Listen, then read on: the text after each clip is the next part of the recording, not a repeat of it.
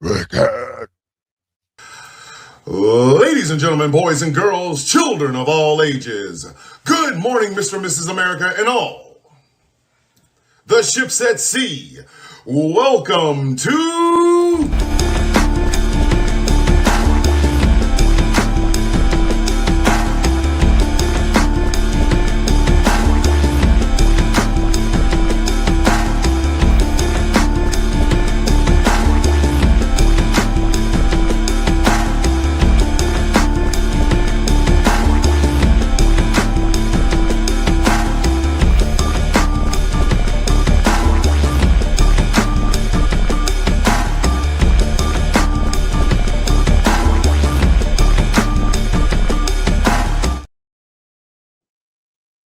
Hi. I don't know if you know me. I'm more alive than the Lindsey Graham man.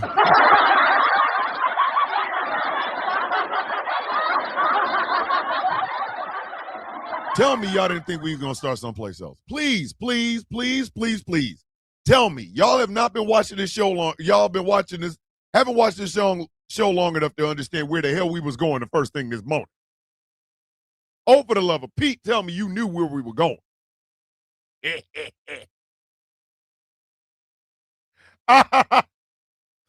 and not a tear will be shed, bitch. Not a tear will be shed.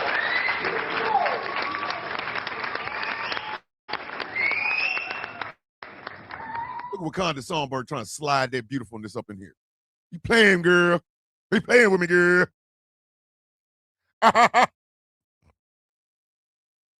I know y'all knew where we were going.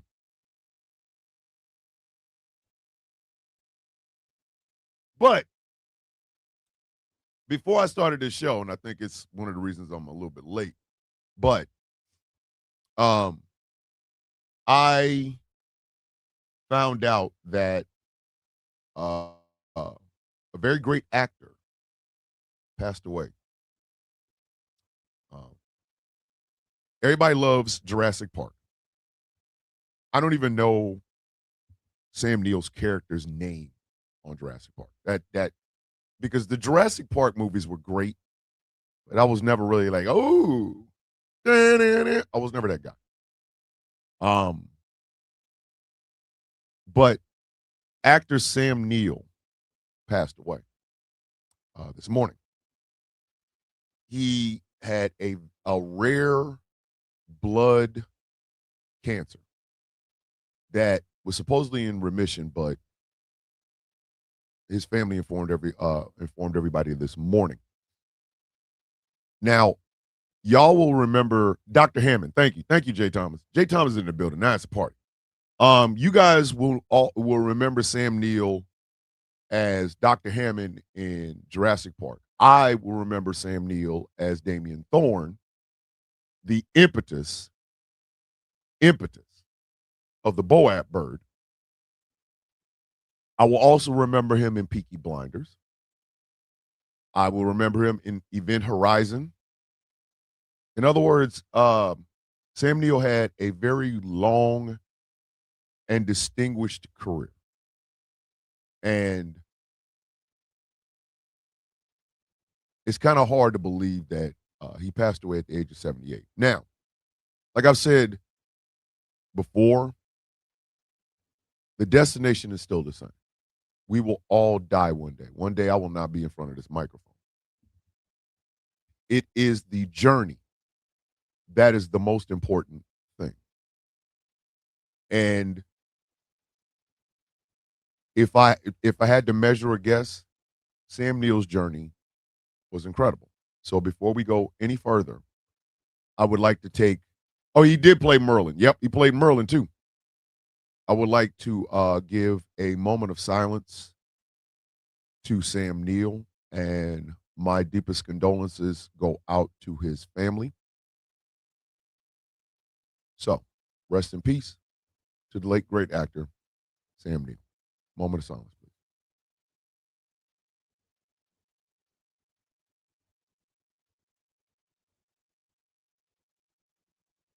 But that wasn't the death that knocked everybody off their feet this past weekend. See, we have been on a death watch for the turtle one.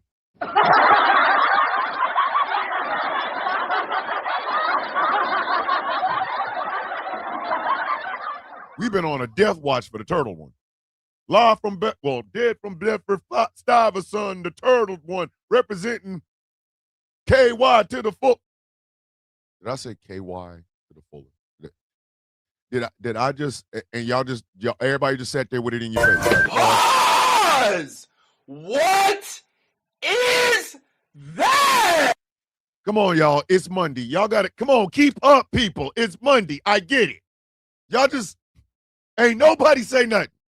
I said representing KY to the fullest, and y'all just sat there and just let it get right in the eye, huh? Just stitchy. That's fine. That's fine. I know it's early. It's Monday. Some of y'all ain't even awoke yet. Some of y'all was like, I didn't even see that coming. Pause. Pause! What is that? We are slow on the uptake, y'all. We have got to speed. We got to get back. Listen, this has been that long of a weekend. We got to, come on, y'all. We got to step it up. We're over here doing the most. But like I said, we were all on death watch for the Turtle Man. It's 5:12 a.m. here, Thomas. Bear with me. I'm trying, Wakanda. I'm trying. But so we were on death watch. We was out here looking for this dude. We was like, anybody seen Mitch McConnell? Huh? Have you seen Senator Mitch McConnell? Huh? Have you seen Senator Mitch McConnell from Kentucky? Huh? And then we was out this morning Just like, bring the goddamn bread. bring the goddamn bread. Bring us the bread. Bring the bread. Just bring it. Put them on the table or something. People were out, listen, whichever one of you raggedy back bastards made the Mitch McConnell dancing the Thriller, kiss my ass. I want you to kiss my black ass. Do you know what you did to me? And first off, Taz was the one that like duetted the video. Right? That was the first thing. Secondly, I had a mouthful of coffee. Oh my God! That shit came out of my nose. Y'all ever had hot coffee come out of your nose? I'm watching. Hey, Mitch, man.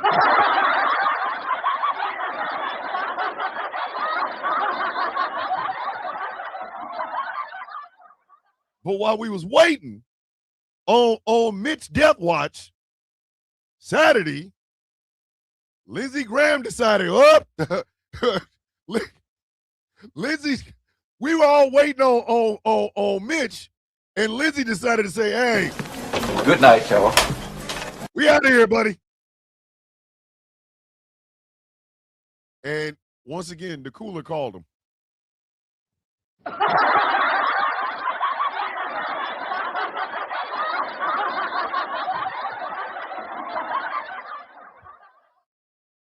me tell you something. Donald Trump and J.D. Vance have killed more celebrities than a mug. J.D. Vance shook the Pope's hand. Next thing Pope did, Donald Trump said he had a phone call with Lindsey Graham. The next thing you know, he did. Like, come on, man. They the coolest.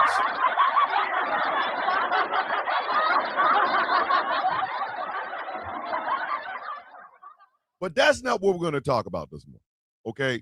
Because we gonna really live up to our name of Misunderstandings and Furniture Movement Monday, because of the absolute hypocrisy of the right trying to tell people, how dare you make fun of death? Bitch, what? Oh my God! Hold up, bitch. Stay right there, bitch. Wait one goddamn minute. You, right-wing dickhead, have the gall, the unmitigated monkey shit gall to tell people they shouldn't be making fun of the death of Ladybug in a booty hole. And we're wrong for it. Bitch, if you don't sit your stupid ass.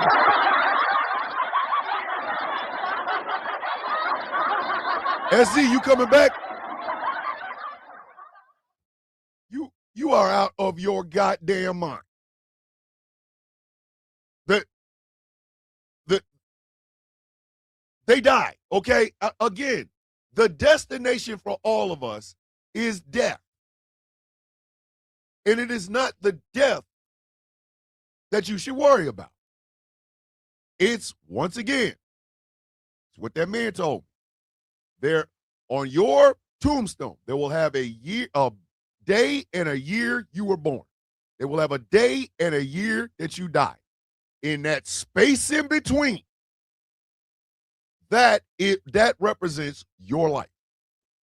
And if that space in between is filled with hot buttered monkey shit, bitch, don't expect us to be gnashing the teeth when your punk ass dies. Oh, hell no. Uh-oh.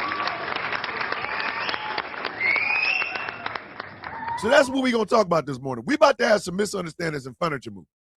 Because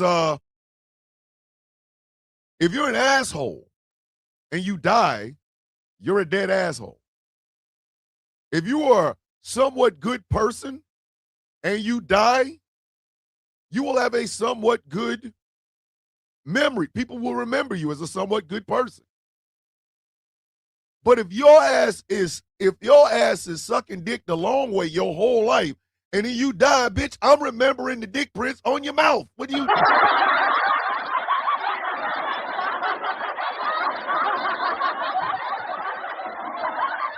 That's what we're gonna talk about this morning. So, kids, I see you over there, Megan from the Midwest. Good morning. Jump yourself. Jay's in the building. Good morning, brother. Good morning. So let's go ahead and have us some goddamn fun and have us a great show, because we gonna talk about hypocrisy. I messed up the word hypocrisy. My bad. Wedding supper be way down yonder in the hickory in a wall in a cottonwood in a eucalyptus tree, Crambo. Hickler, bitch. Hickler, goddamn it. Hickler. Von Hickler. Let's have us a great show, ladies and gentlemen.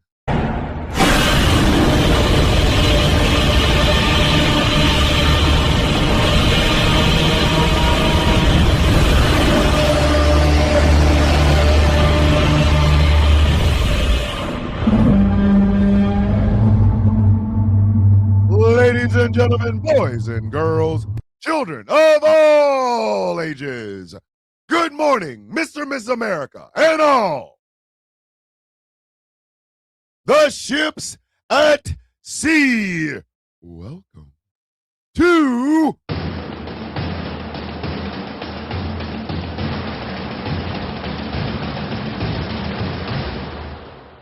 a Misunderstandings in Furniture Moving Monday episode of The Sound of Coffee on Ghost Law Productions Radio, GCP, or wherever a voice matters. My name is Thomas Bishop. I am known as The Villain. My title and designation is the Brutalist, the leader of the Villains Guild, a proud, upstanding member of the Outcast Nation. And for the mama joke this morning, my name was Sarge. Back when the government was paying me. And for the mama joke this morning, let's just say your mom likes live meat a hell of a lot more than she likes dead limp meat, baby.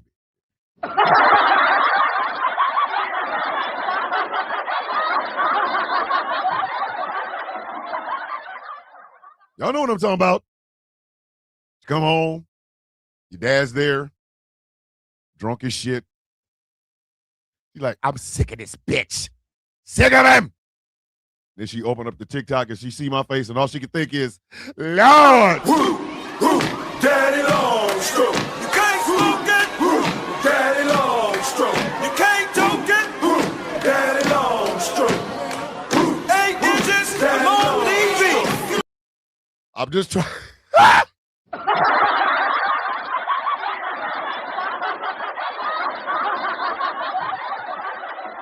Don't need to tell you what's going on in your house. Ha ha! Sir, go in the corner. Why am I going to the corner of my own show? It make no sense. I'm saying. Once again, I remind you all of 6 million for 6. It is the fundraising opportunity that both the Villains Guild and the Outcast Nation are doing together in a joint venture to raise money for the Villains Guild Fund. It is in celebration of the 6th anniversary of the founding of the Villains Guild. If you would like to help, if you would like to donate, please make sure that you reach out to either Smoking Hot Mess Jess or the one and only Taz J. 6 million for 6, celebrating the 6 years of the Villains Guild. Now, let's get to this bullshit. And I'm going to play something because I like y'all to have y'all auditory nerves. You know what I mean? I like playing with your auditory. I like playing with your auditory nerves. Excuse me, sir. Oh my God! If you don't get your hand off my auditory nerve, get your hand off my nerve. Pause! What is that? I didn't realize you were so touchy about them ears. But I'm gonna play something from a good friend of mine by the name of Nordic. I want you. Good morning, Mary Greenberg with your beauty. John McCain waiting to slap Lindsay about now. Let me play something for you, and I want y'all to listen. This little doofy bitch, it is really not hard to be a right-wing influencer. I'm sorry. I don't care. Morning, Ashley with your beauty. Big asses in the building. Good morning. It don't take shit to be a right-wing influencer. Like I told y'all, I can start that shit. Let's say I didn't do I told y'all 2 months. Let's say I just go dark for 2 months. And the next time y'all see me, all of a sudden my content is shifted rightward. I'm all of a sudden sounding real MAGA-ish and shit, right? Right? I would be on Fox and Friends in about 6 months. Dead ass.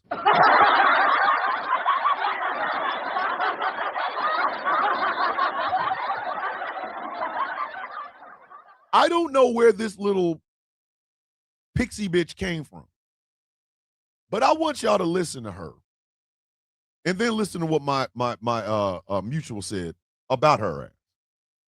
Celebrating somebody dying because you disagree with them politically is bad. That makes you a bad person.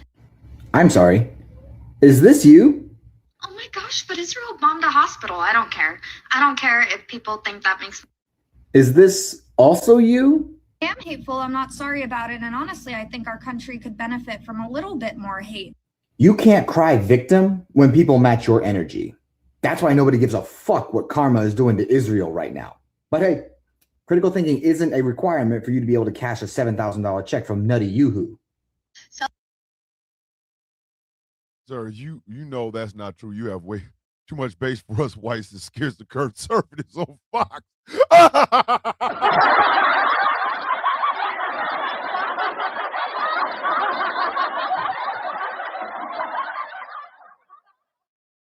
So this little pixie bitch is telling everybody, oh my God,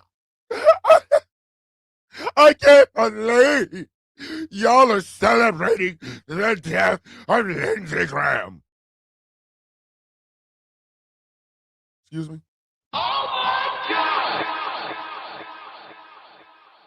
Pardon, said, what the F did you just say? I'll even go you one better. Here's another video. Hold on. Let me get it. Let me get it. Yes, Lindsay's.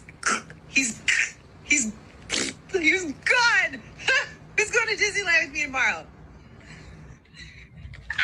I don't see nothing wrong. I'm so happy. Stop her when she's telling a lie. He is dead. Unhinged left is celebrating death like it is a national holiday. Every time someone they disagree with politically, they just love it and celebrate it. Now, I'm not saying I'm a Yo, can we? All right, first off, I'm about to kill a narrative, okay? I'm about to kill a narrative. My favorite superhero of all time is Superman. So much so, I have him tattooed on my forearm, right? Your favorite superhero of all time can be Captain America. That's a disagreement. I sometimes like pineapples on my pizza. You don't. That's a disagreement. If your ass is siding with MAGA, bitch, that ain't no damn disagreement. You are fundamentally a horrible goddamn human being. Kiss my balls. Out of here with that shit. Listen, let me help y'all understand something. There is no such thing as, well, you're cheering because you disagreed with somebody politically. There is no goddamn disagreement. Not in politics in 2026. It is morals versus MAGA. I said what I said. It's morals versus MAGA, bitch. I don't care. The reason this Grand Platinum bullshit is blowing up in them far leftist goddamn face right now is because the optics of a big-ass white man with Grand Regent Thrag's mustache overlooked the fact that there was character flaws in this bitch. Character flaws. Like, he was 100% made out of red flags and Viltrumite hair, bitch. Kiss my ass.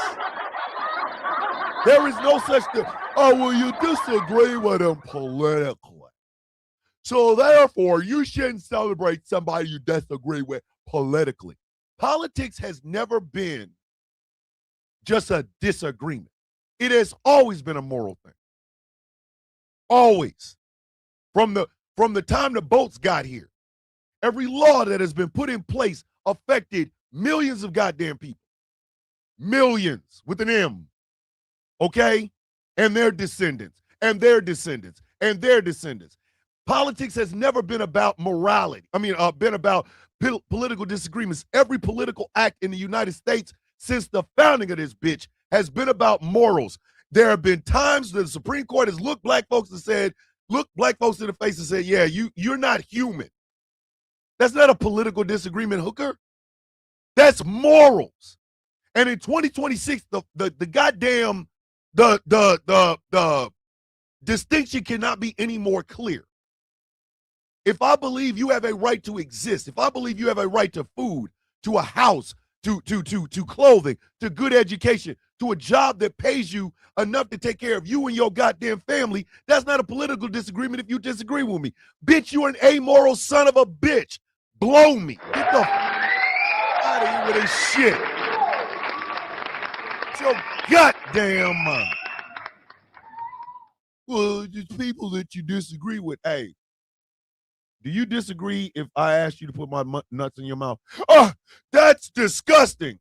Is it? I could put my balls on a pita bread with some hummus and tahini and eat that to the face. You feel me? Mind your fucking business. Nobody asked you anything. Simple-minded, stupid sons of bitches. So this idea that, oh my God, the unhinged left is celebrating death. Shaft put in Rob Reiner and Robert Mueller. Anyone? Oh, you don't know me? Oh, you don't know me? Here's one. How about people getting fired because they didn't gnashing her teeth and crying over that Charlie Kirk bitch.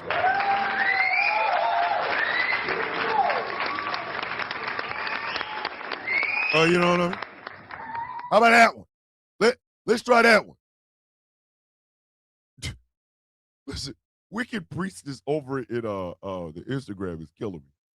He said, "Oh, good morning, Wicked Priestess." First off, Trump also said he had a full-on conversation with an automatronic FDR not that long ago.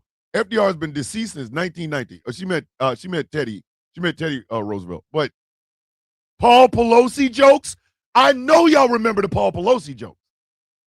Here's a man in his goddamn 70s, almost 80s, right? Who some unhinged MAGA jackass breaks into his own goddamn house, tries to kill him with a hammer, and all you can hear is, well, Paul Pelosi's lover tried to. Boy, if you don't suck my dick the long way, shut up.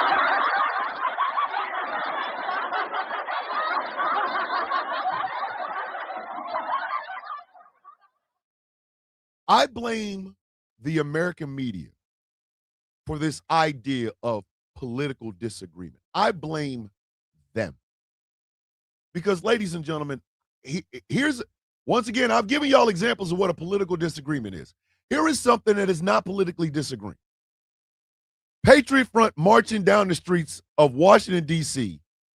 on America's 250th birthday party or 250th birthday.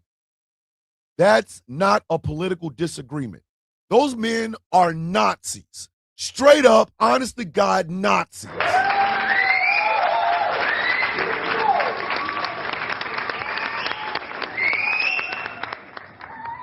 Those are Nazis, kids.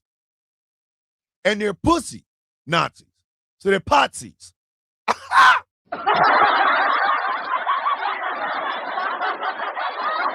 You work on that one. Hold on. Puzazis. They're Puzazis. Because they all wear masks. They wear masks. Hey, if you so proud of that shit, take that shit off. The Klan march down Washington, D.C. with them hoods on the other side, like they was wearing them hoods like they was like do-rags and shit. Hey, a Klan hood backwards is a Klan do-rag. I said it.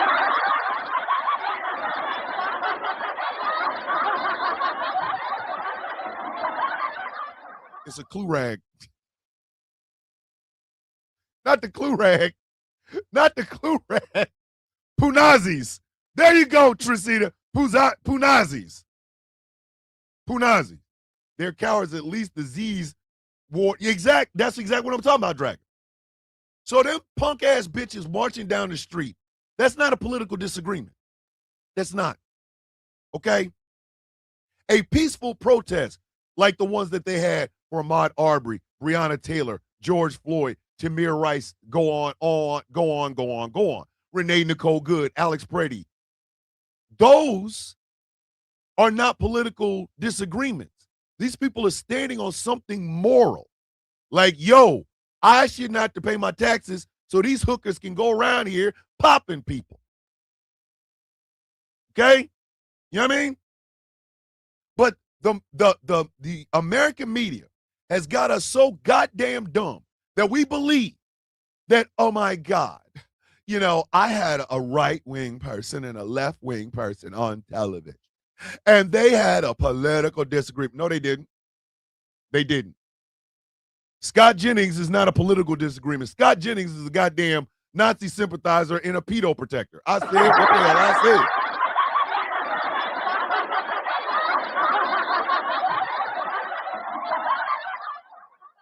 But our American media got this shit. Y'all understand that? Y'all got that. The American media is the reason we got this, particularly Fox News. Fox News is news cancer, goddammit. They are news cancer. News cancer, bitch. Straight up news cancer. You know what I mean? And the problem with the news cancer is this. If you can take the complexities of politics and condense it in a strainer so that It's dumbed all the way to hell down. Ain't no flavor, ain't no seasoning, ain't no nothing. You can have people believing that you shouldn't make fun of Lindsey Graham because he disagreed with you politically. No, bitch, I'm sorry. Some people gonna get this work, goddammit. Some of y'all gonna get work. Listen, I'm telling y'all right now, if your ass drop dead and you've been a horrible hooker-ass human being in life, bitch, guess what? Hold up! You gonna get this work! You gonna get this work, nigga! I killed you. Hold up! You gonna get this work! You gonna get this work. You gonna get this work.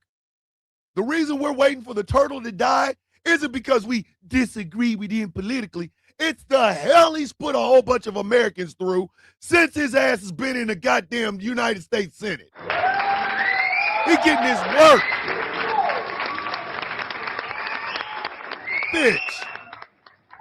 Bitch. I'm sorry. Oh, okay, Thomas, I was just about to ask if you heard about Lindsay. Ashley, come on now. You see all this melanin. You see the deliciousness. You know I would know some shit like that. Come on. But be honest with yourself. Be honest with yourself. Why do we believe morality is a political disagreement? I have said for 20, 30 goddamn years, I ain't got a womb. I got jank. You know what I mean?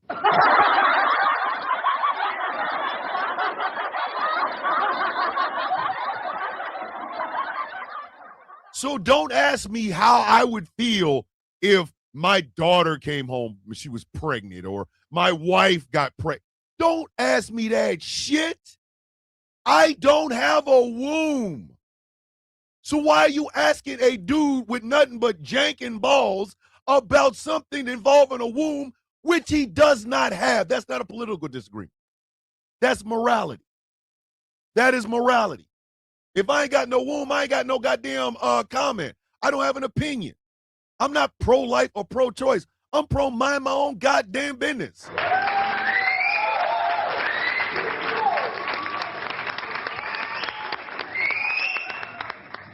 But the media got y'all believing, well, you could have a disagreement of politics when it comes to abortion. No, you can't. No, you cannot. No, the F, you cannot.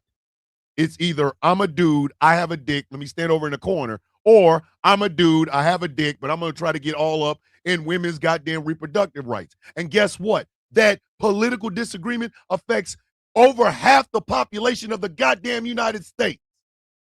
Why is it that when we talk about abortion, it's always some guy? There's some guy showing up.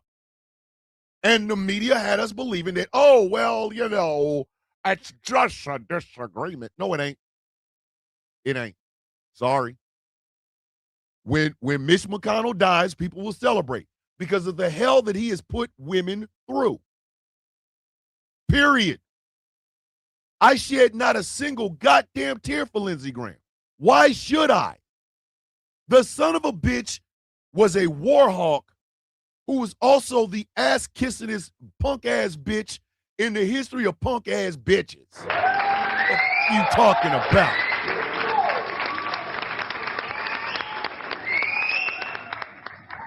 One of the things as an atheist that bothers me so much about evangelical Christian conservatives is the Jesus credit card. Y'all have heard of the Jesus credit card, right? To be used anytime you find yourself at the end of your goddamn life. What's his name? The guy that did Dilbert, that dead mother effer, that son of a bitch. Remember him?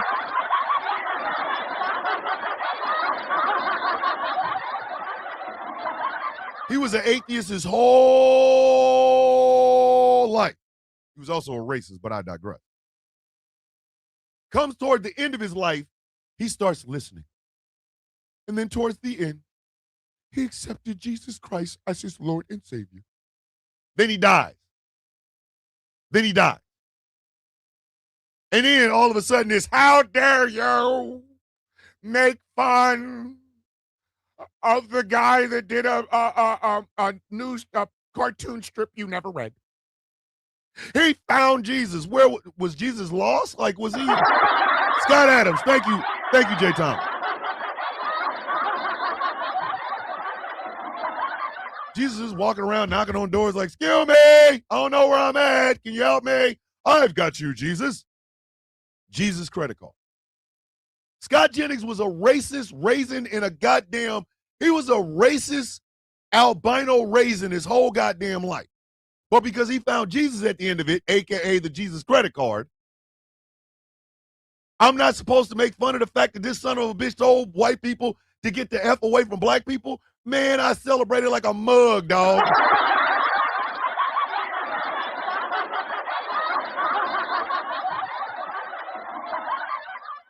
Scott Adams died. Who? Scott Adams. The guy that wrote Dilbert. The guy that said something about black people getting away from black people. Or white people getting away from black people. Oh, that dude. He dead? Yep. Bumps in a bump time, bitch. What are you talking about? What are you talking about?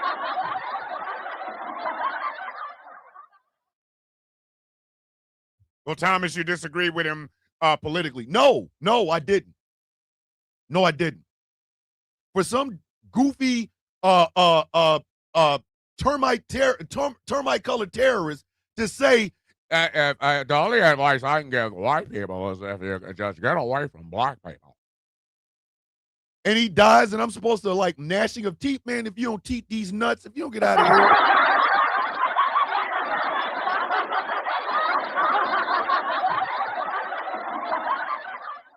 This is a man who had a wife and kids. He can also have These nuts. Got him. Got him. And the problem is, it only seems to go one way.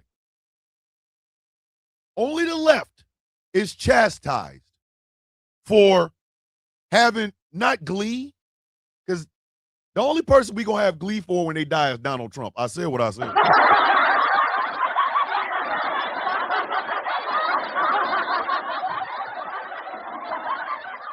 Donald Trump dies, everybody in this bitch going to be pumped in the bump. What's supposed to care when terror people die? Hey, thank you, Dredd. You watch your mother effing mind. But the left is always hit in the head with that shit.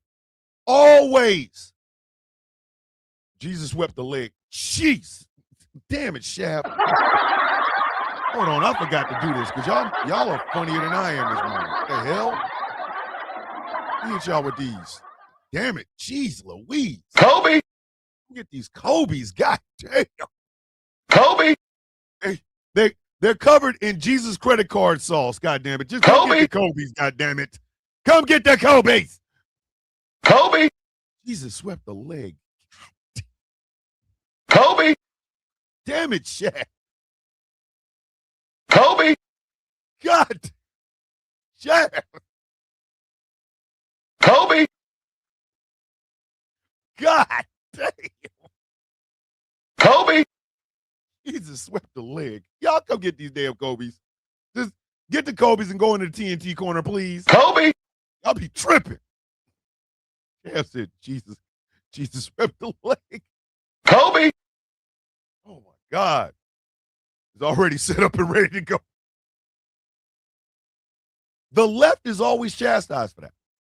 No matter how horrible a human being is, if we show even an ounce of glee, it's, I can't believe. Perfect example, all gums, no teeth.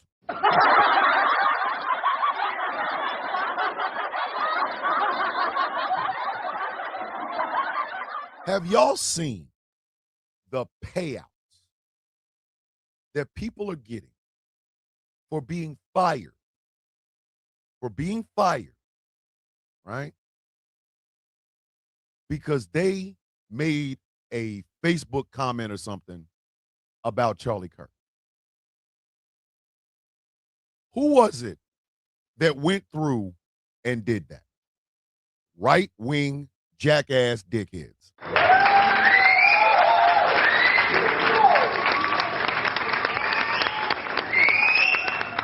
And we're not talking a small number like, oh, okay, we'll give you $300. No. This shit is hitting 5 and 6 figures.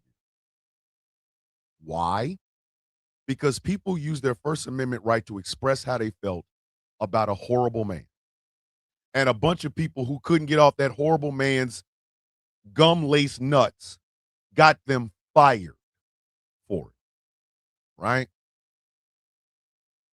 So what these people that got them people fired was basically saying is, we loved us some Charlie. You can't talk bad about him.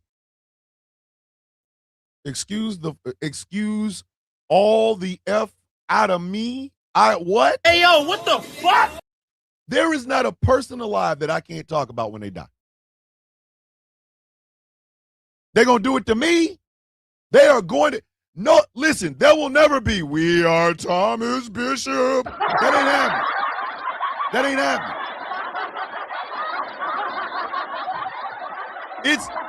I'm telling y'all this, not because I think I'm a lesser person, but I know for a fact I am a public figure. There are going to be people that are going to be making jokes about my black act. The one thing I don't want anybody to do is get them fired. Do it, whatever. I'm dead. Who cares? My daughter's not going to know it. My kids ain't going to care. My wife going to look at it and laugh. Who gives a shit? So if I die and a bunch of people who I went after celebrate, F them in their eyebrows with a stiff jank covered in FU sauce. I don't give a shit. I don't care. But when it came to old Charlie boy, when it came to Charlie, oh my God, how dare you? How dare you even show a modicum of glee for a guy who's basically said he don't like blacks, gays, or women. And you wanted me to feel sorry for that open mouth insert vagina? Get out of here. Get the out of here. Jago, what's happening? You watch thank you, Megan, a podcaster. Not a civil rights icon and shit. A goddamn podcaster. A podcaster. Mr. Podcast. People were getting fired. Remember, the day after he caught one in the throat, a bunch of HBCUs on the East Coast got bomb threats. Oh, but we supposed to not remember that part, huh? Word? For real?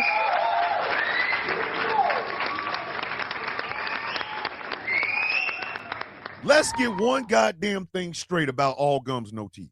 Let's get one goddamn thing straight about Mr. All Gums, No Teeth. Like both Megan and Trisina said in the comment section. You were talking about a man who literally never did a goddamn thing in his life, and I do mean never. He was a goddamn community college dropout. Okay? A community college dropout. Start there. Let's start with that part, right? He lied. He said, I'm going to West Point. I'm going to go to West Point. Never did any sort of background. Never did the prerequisites to get into West Point. Never taught to anybody. He didn't even enroll. He didn't even apply, right? Then came back and blamed black people for the reason he didn't get into West Point.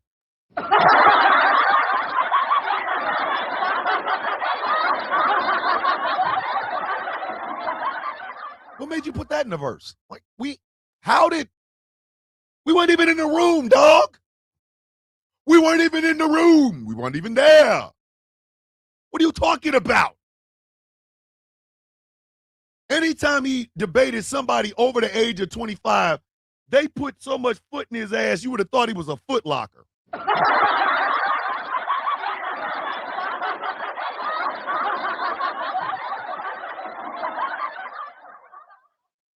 every adult beat the brakes, carburetor, and catalytic converter off his ass in any debate.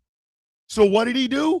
I'm going to start a college tour where he debated children, kids, KID,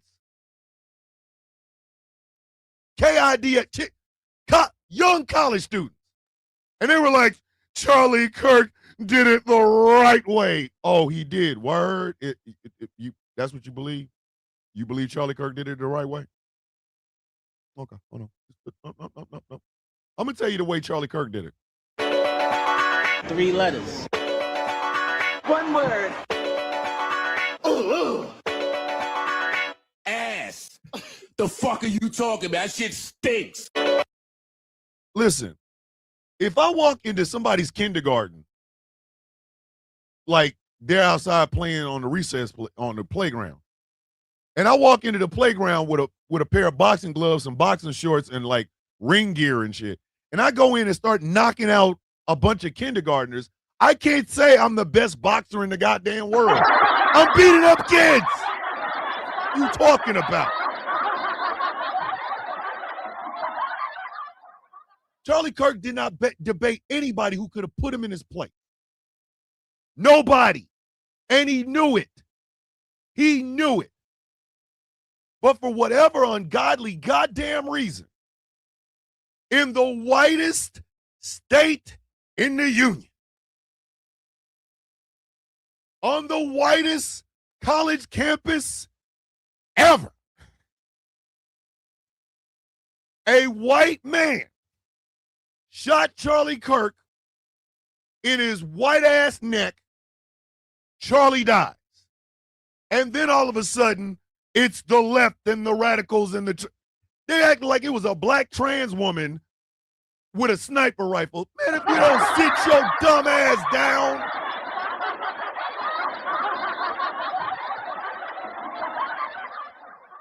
Jake Paul would. Hey, we go sit your ass in the corner.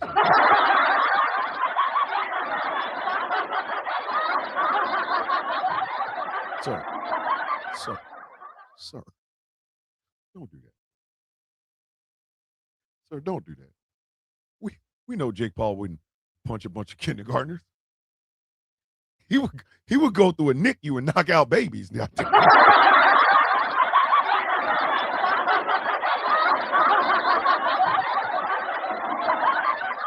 on now.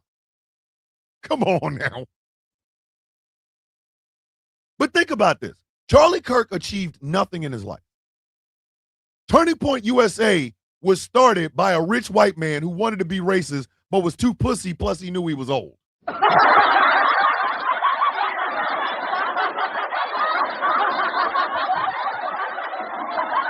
That old white man knew if he walked this stupid ass out and started saying nigger all to everybody, it would be. Your ass and hide the Bible if God watching. We're going to beat your ass and hide the Bible if God's watching. Oh, and by the way, the guy that gave money to Charlie Kirk to start Turning Point USA was a COVID denier who died of COVID.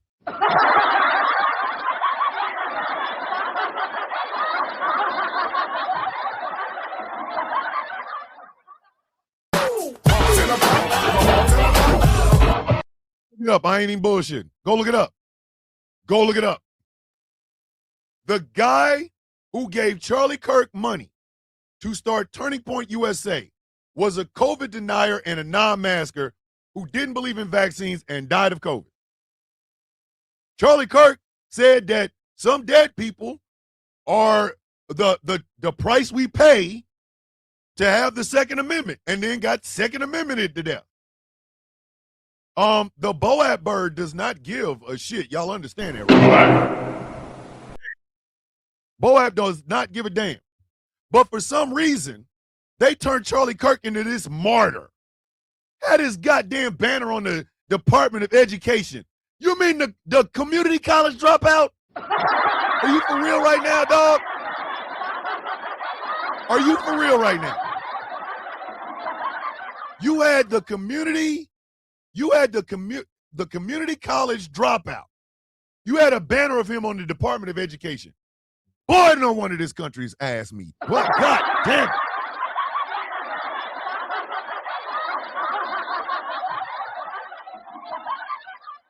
Come on now. Come on now. And isn't it ironic? Don't you think? A little too ironic. But then Charlie dies. And somehow he's becoming Saint Charlie. He was our Martin Luther King and Malcolm X. Whoa, wait a minute. Hold on. You're going to equate Reverend Dr. Martin Luther King and Malcolm El-Hajj Malik El-Shabazz X,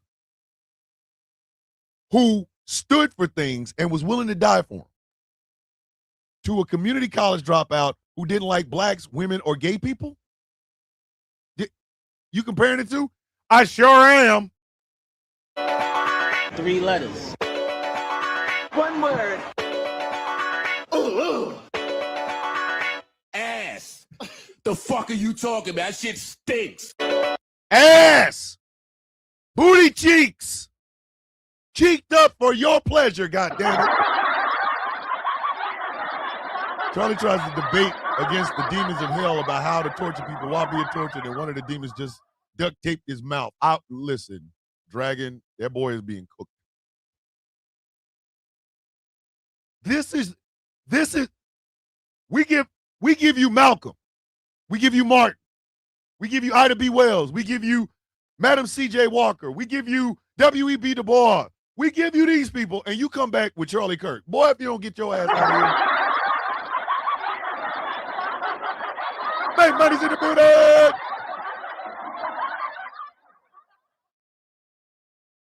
We give you this. You come back with Charlie Kirk.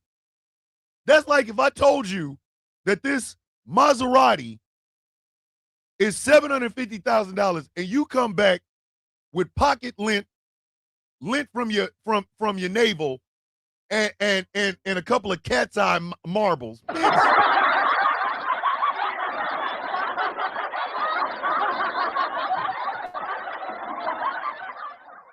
Annabelle with the $5 super chat. Donations, gifts. Apparently, I look delicious this morning. I wouldn't know. If I eat myself, I'm no longer here. See, it's a paradox. Anyway, but when that man got popped, first thing Erica Kirk did was do the crying widow thing, looking in the camera intently. The screams of the widow echo in eternity.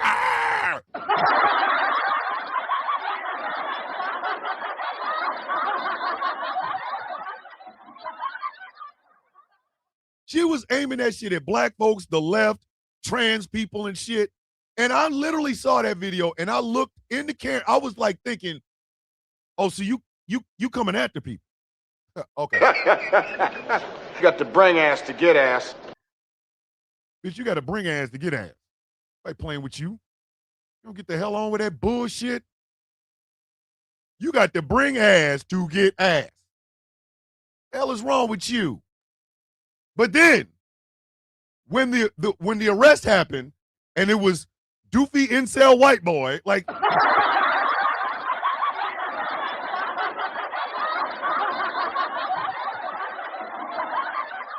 y'all seen that dude's mugshot, didn't you? Y'all saw his mugshot. That man looked like the lights is on. Ain't nobody ever been home. Morning secret with your beautiful self. You say it. It's like the movie Dreamgirls, the 2 versions of the song Cadillac Car. Yep. Then when they found out it was this doofy ass white boy, right? And at that WWE WrestleMania level shit that happened in a goddamn football stadium in Arizona, which, by the way, you right-wing dudes has never beaten allegations. Y'all crashed Grinder that day. Like, that's y'all supposed to be there celebrating Charlie.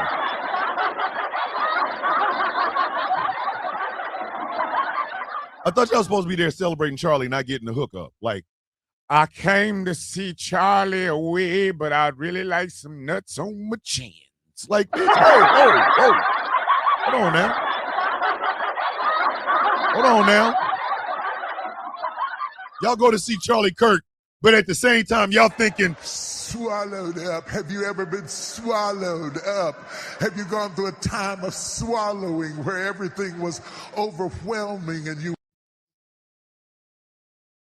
I've never been to a funeral and thought about getting some ass. I've never, ever.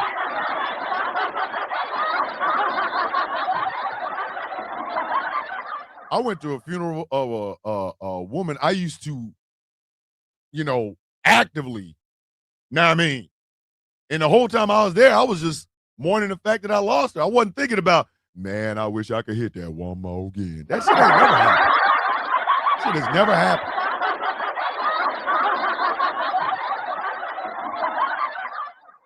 The hell your ass go to a funeral, but while you there, you can put my balls on a pita bread with some hummus and tahini and eat that to the face. Smoking Hot said, I got pregnant the night we buried my dad. But see, that's the thing, Smoking Hot. You didn't get pregnant at the funeral.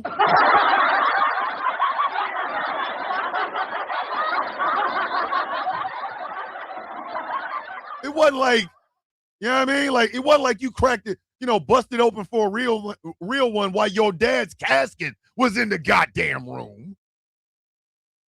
But at this WWE event, Morning Orlando with your beautiful self. Here come Erica Kirk.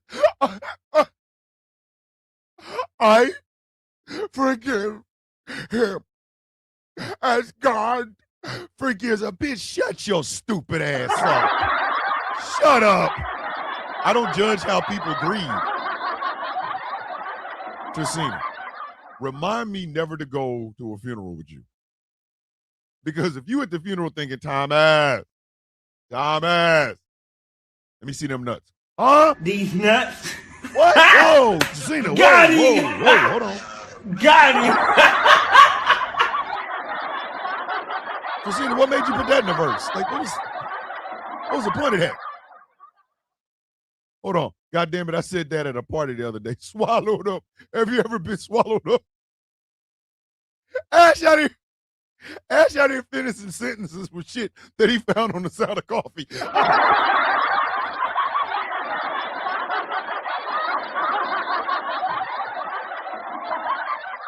Babe, are you ready to eat? I sure am.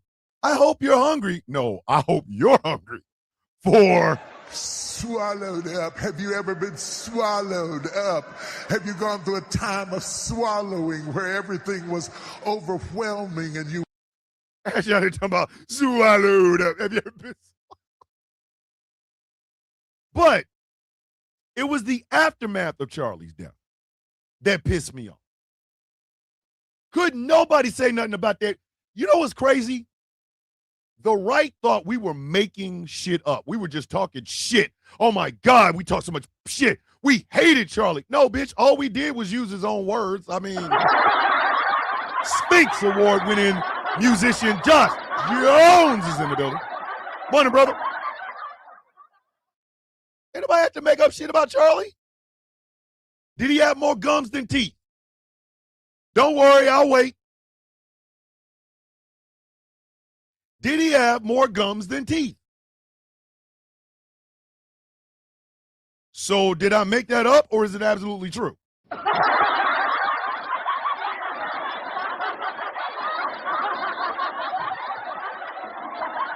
I'll never forget, there were a bunch of people on TikTok that were saying, if you think we are making fun of Charlie Kirk being dead, go into your job and repeat anything Charlie Kirk said and watch how fast you get fired.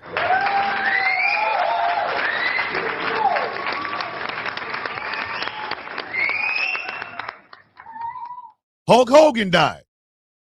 And we all reminded people that Hulk Hogan once said that if his daughter was going to F a nigger, he hoped she would bang an 8-foot nigger with millions of dollars. He said that, wasn't us? Oh my God! I can't believe You're making fun of Hulk Hogan. Man, F Hulk Hogan in his dead ass eyes, bitch.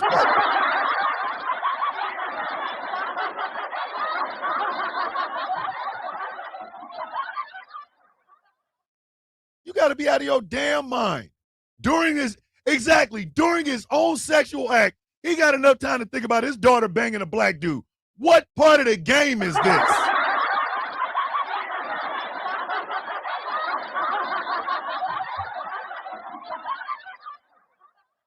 Listen, if I'm hitting you with the 10 inches of gold and you all of a sudden start talking to me about how your son could do better because he's strong and powerful, bitch, I will get up and leave. I'm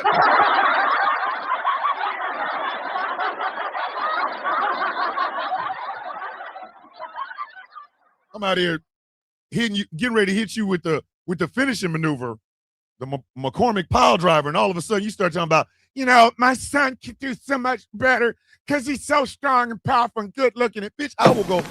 Good night, Joe. Listen, I will deflate faster than the Hindenburg blew up, bitch. I'm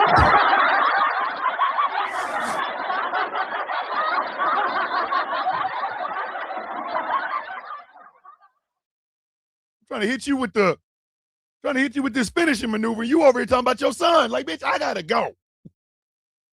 And if you're at my house, I'm kicking you smooth out. Start that bullshit while we in the middle. Oh, bitch, I will throw your ass out of a window, bitch. I can't feel my legs. You ain't gonna need them. Bums away. I will throw your ass out of a window. Bitch, you got to get out of here. Come on now. But there was all, don't make fun of Hulk Hogan.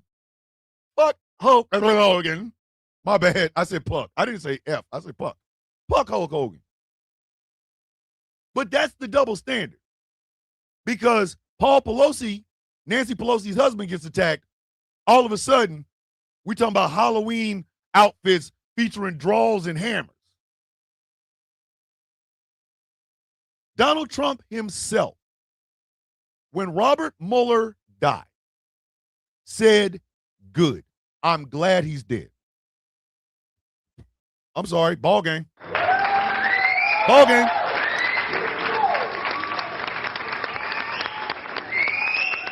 Oh, word? That's how you feel? Oh, okay. Oh, that's how you feel? Cool. Don't worry about it. So when Trump dies and people start pulling out party hats and having freedom orgies, bitch, I don't want to hear a goddamn thing. Peace, love, and blessings, Troy.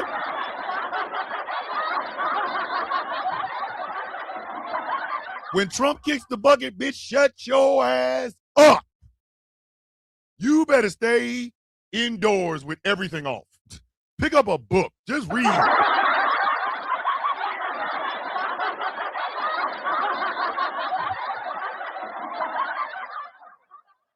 It's party. It is party downtown in this mug. When that man drops dead, ooh. Oh, you think we're unhinged with Lindsay? Oh.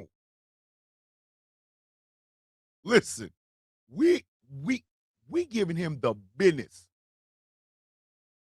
Donald Trump's celebration dying is going to be a worldwide event that's going to last for about a month, goddamn it.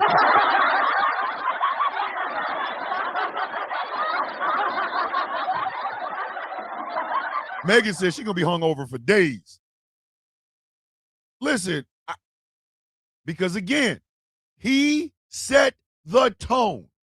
Right-wingers love setting the tone. They love setting the precedent and then get mad when we act on said precedent. They love it.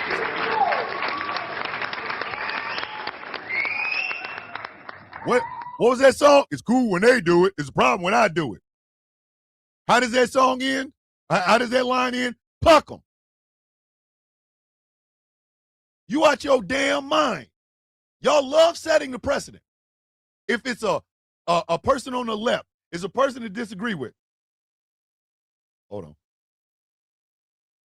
Live about intersex people. Oh, Mary, listen, Mary is on live, is going on a live right now where she gets to talk about intersex people. Y'all better cheer for that. Y'all better cheer for that. This is why Mary Greenberg is necessary here in the goddamn game.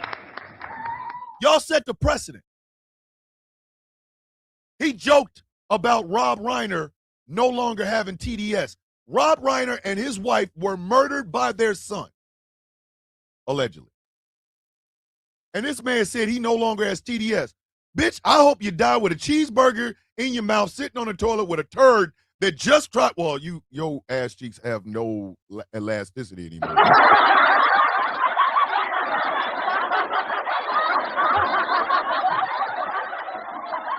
Donald Trump asshole looked like the Fremont Street Experience over in Las Vegas. That's how his asshole looked. But you thought it was okay to say that about Rob Reiner and his wife being murdered by their son. Rob Reiner, a champion of human rights, a man who stood on the right side of everything. He was always fighting for the rights of human beings. In other words, he did more in life than Donald Trump has done in 2 lifetimes.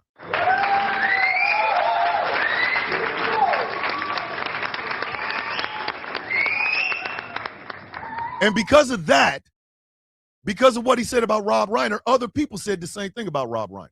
A bunch of right-wing, dickhead, grifting sons of bitches. So when Trump dies, expect to get it in kind.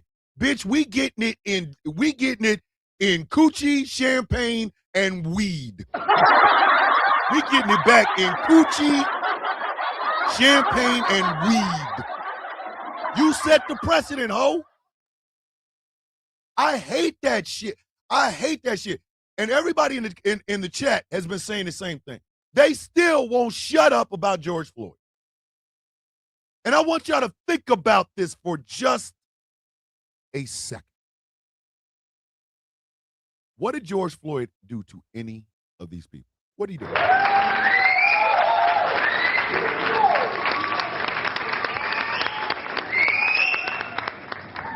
What did he do? Besides die. Gruesomely. In front of people. What did he do?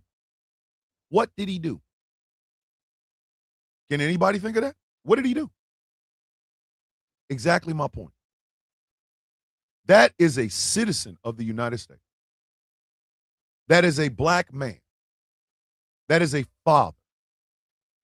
And people still, to this very day, make jokes about his death. But Charlie Kirk is off limits. So it's okay to make fun of the black man that died unnecessarily at the hands of the police. But don't ever make fun of the guy who made fun of the guy that died at the hands of police. You see what I'm saying? So explain to me, why should I have any decorum anytime somebody on the right dies? Why? I am not required to. This makes me a public figure. So if I die, my friends will mourn me. My family will miss me, I guess. The people that watch the show will mourn me. Other people, like the Pigeon, like Jerry Curl John over in Arizona, they're going to celebrate. They're going to celebrate. I can't stop them from doing that. And I don't want anybody that associates with me, I don't want anybody that hangs around me to stop them from doing it.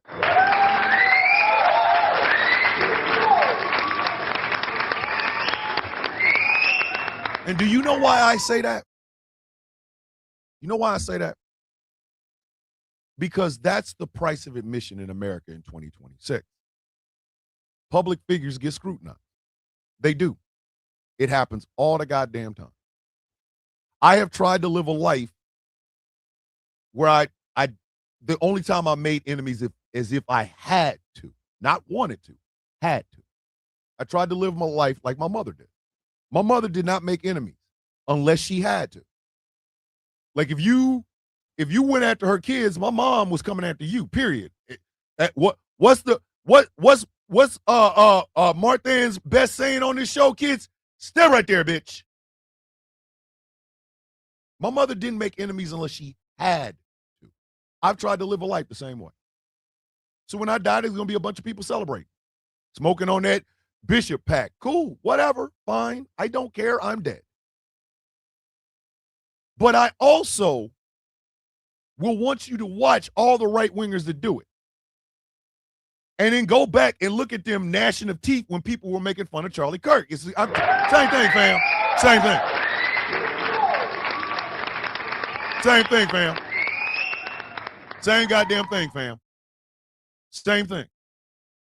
The same people that will be making fun of my death are the same people that wanted everybody to suck start Charlie Kirk's dead-ass dick. Same people. Same ones. The hypocrisy is what's pissing me off. That's the part. The unhinged left is making fun of Lindsey Graham. F him. I don't. Lindsey Graham made fun of people alive. Why in the world is his death all of a sudden sacred? If you don't sacred this dick in your mouth, if you don't sacred, if you don't put the chaos bringer in your mouth, or the Kronos in your mouth, I can't call him the chaos bringer because chaos won't let me do it. You don't put the goddamn, if you don't put Kronos in your throat,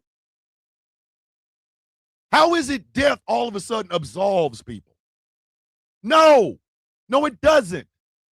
Death did not absolve Ted Bundy. Death did not absolve Jeffrey Dahmer. Death did not absolve Jim Jones. Death did not absolve Adolf Hitler. Death did not absolve King Leopold. Death did not absolve Stalin. Death did not absolve Pol Pot. So explain to me, how is it that all of a sudden we've got to, man, kiss my ass.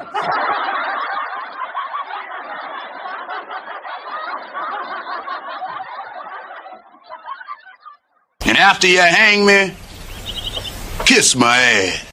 About your damn mind. It's the hypocrisy for me. It's the hypocrisy for me. It's the hypocrisy for me every day. It is the hypocrisy. It is this idea that, oh, well, you had political disagreements. No, I didn't. I didn't like Lindsey Graham. I didn't. I don't like a ass-kissing, butt-sniffing, turncoat bitch anyway. I didn't like him in life. What the hell makes you think death all of a sudden made him popular? Man, if you don't popularize these balls.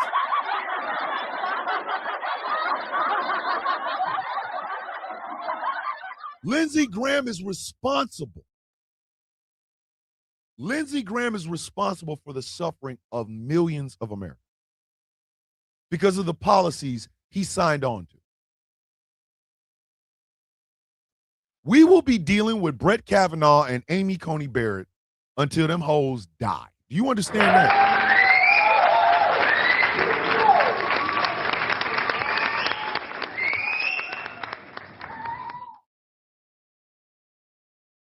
Civil right, the voting rights of black folks in these southern states has been gutted. It was gutted by a 6-3 majority on the Supreme Court. Those six people,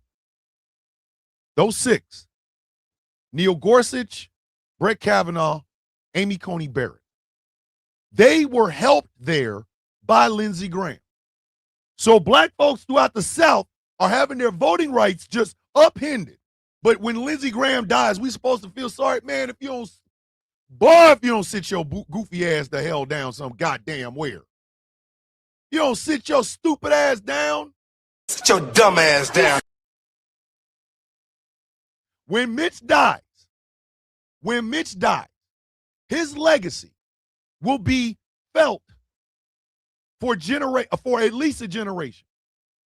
Because he wanted to push through all these Federalist Society, Heritage Foundation Society approved judges all throughout all the judiciaries, all throughout the judiciaries in the United States. And when he drops dead, I'm somehow supposed to absolve him of this? Man, I'm not the Jesus credit card, bitch. I'm sorry. I don't absolve shit. You get this work. You can get this work. Period. End of discussion. I'm not about to sit here, oh, well, you know, I disagreed with Mitch Romney, and okay, man, I disagree with the fact that I'm breathing and Mitch is breathing at the same goddamn time.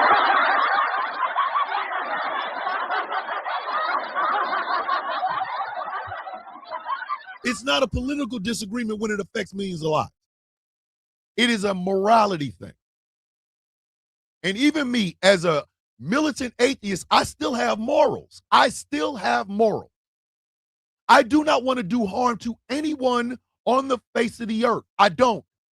I've told y'all before, I went on a huge ass rant about this. I am a humanist. I am a humanist.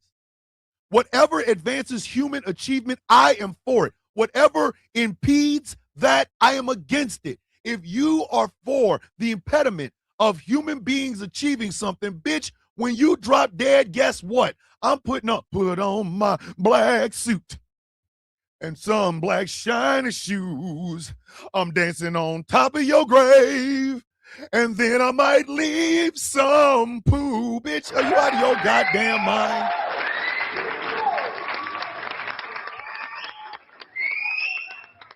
Because an impediment to human achievement is dead. When Donald Trump dies, I ain't going to be the only one with the suit on. They better bury that man someplace in a locked, gated community. Because if they leave it open for the goddamn public, it's going to be the world's largest toilet. Please. Please. I am from the great state of Missouri. I drive to Kansas City all the time, right? If I ever find myself in Cape Girardeau, Missouri, I'm going to find out where Rush Limbaugh is buried. And I'm going to piss on it.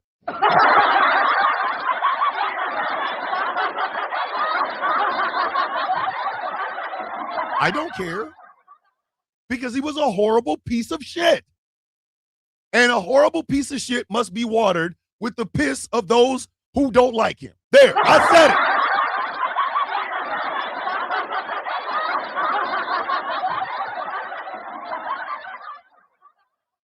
Horrible human beings deserve to be pissed on. If I ever find out where Paul Weyrich is buried, he getting his work. If I ever find out where Lee Atwater is buried, he getting his work. Because these people set the rules in opposition. Cool when you do it, problem when I do it. And I'm sorry, there are not enough people saying this out loud.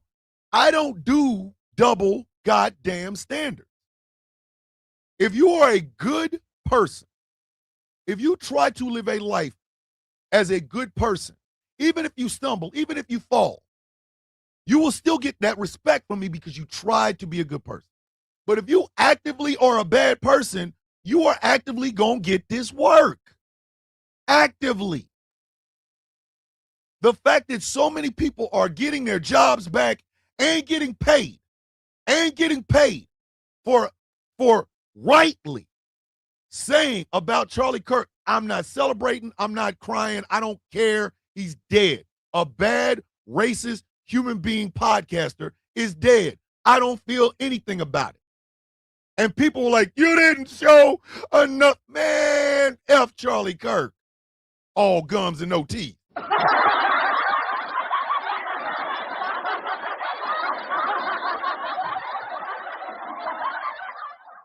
Oh, shit. Charlie Kirk died. Oh, he did? Let me go get these jokes because they ain't ready. You know I'm surgical with this bitch, Jake. How you want it? I'm surgical. I'm surgical with this bitch, Jake. I don't do this. This shit pisses me off. And it has pissed me off for years. Right?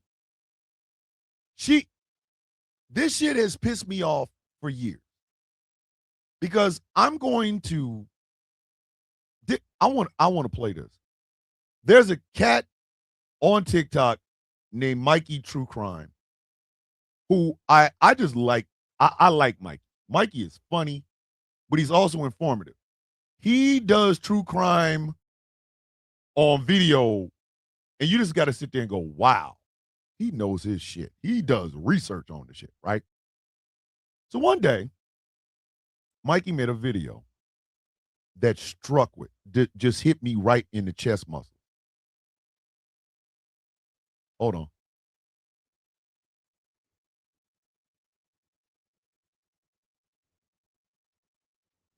So, and I follow him on TikTok. He follows me. I want you to listen to this video.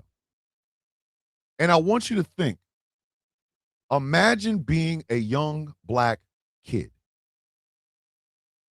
hearing this shit. Just take a listen. Found dead, crack-addicted prostitute. Police seeking links in the slayings of 7 crack-addicted prostitutes.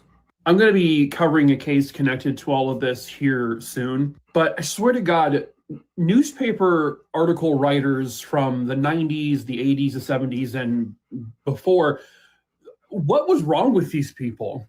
I have a newspapers.com subscription because it's obviously very, very helpful in covering true crime cases. And most of the more modern day, like present day newspaper articles don't ever word things this way. But man, back then, they didn't give 2 shits. Because imagine being a loved one and seeing an article about your loved one's murder and them being described as a crack-addicted prostitute. Not mother of 2 found dead. Local woman's body has been found. And I'll tell you why they say these things, because the majority of the victims in a case like this are black. So back in the 90s, when this particular case occurred or these victims were killed, describing a black victim as a crack-addicted prostitute, totally cool, totally fine. It's almost as if they say these things so that people don't care, so that they don't have to continue covering these stories because people don't care. Because in their minds, you know, a sex worker who does drugs, well, they're not worth it. And you know what? In this particular case, it worked. At least for one of the victims in particular that I'm trying to look into, there's no other newspaper articles about him. I searched from the year it happened all the way to 2026. 1993, 1994, there's a couple of blurbs that mention the victim, and that's it. These were not crack-addicted prostitutes. They were human beings with family. The victim I'm particularly looking into was pregnant. That wasn't even mentioned in the little blurb. It wasn't said like pregnant woman murdered. And she was already a mother before that. Imagine being one of her very, very young kids who lost their mom at a very young age. And then decades later, you're trying to look into her story and you see that she's been listed as a crack-addicted prostitute and no one talked about her. And this shit still happens today.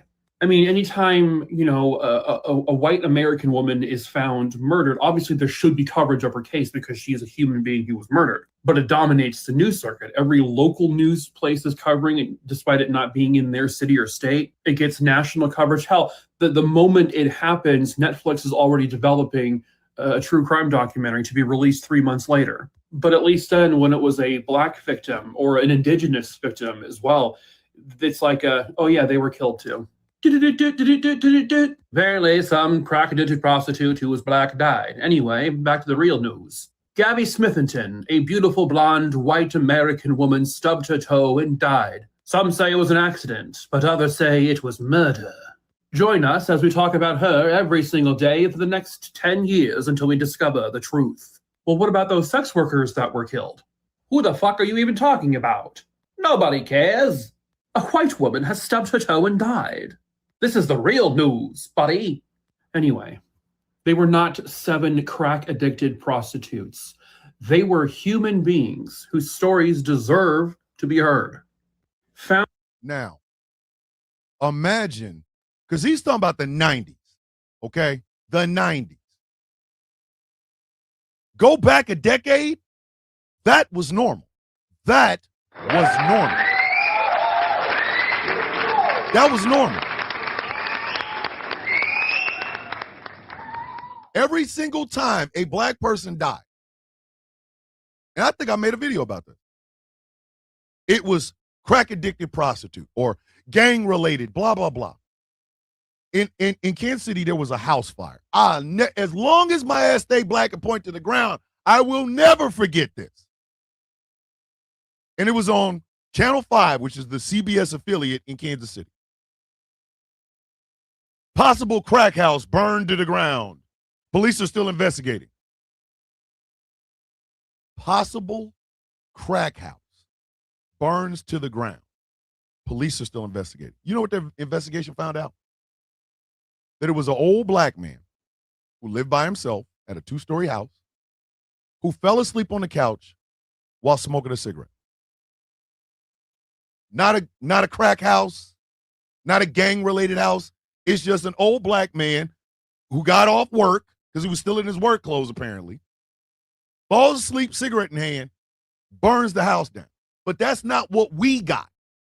We got possible crack house burns to the ground. But you mean to tell me that we're making that up and people just bypassed it, dismissed it, whatever. But when a white woman or her white husband kills her, see, Star even remember. Star, you remember that? Possible crack house burns to the ground. Old black man living by himself goes to sleep with a cigarette in his hand and dies. But it was a possible crack house. Because he lived on the east side of Truce, which is the black side of Truce, and he had this house. He had literally lived in this house his whole life. Like, not his whole life, but like he bought it early in the 50s or some shit.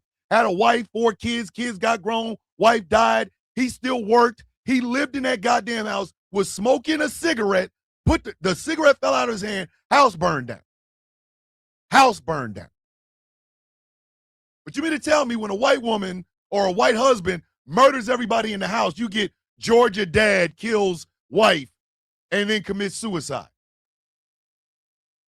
And I'm not supposed to say how y'all just treated this white man like he was like a real person, but when it was a black man that died in a goddamn house, it was a possible crack house? Bitch, if you don't sit down, sit your monkey ass down. So see, the double standard has been with me since I was a kid. I've seen a double standard at work throughout my whole goddamn life. Because the other aspect of the double standard is stories like that make people like Charlie Kirk believe the inner city is hell on earth. It's not. I'm a product of the inner city. The F are you talking about? I went to a public school from kindergarten to high school. I went to public school. Did I learn everything that I could have learned in there? No. A lot of the shit that I know right now, a lot of the things that I talk about right now, I learned them outside of school, but I still went to a public school. I've been to the black barbershops. I've been to the black chicken place and the fish place. I've been to black salons. I have been to black mosques and churches and shit like that. But for some reason, everybody seems to believe that if you go into a black neighborhood as a white person, you'll get killed. I have said this before. If you are a white man and you're walking through the inner city, you could have money falling out of your pocket. You could be drunk as a skunk and no one will touch you because, and I have to say this as honestly as I can, everybody in these black and brown neighborhoods know that if a white man gets hurt in your neighborhood, the block is shut the F down.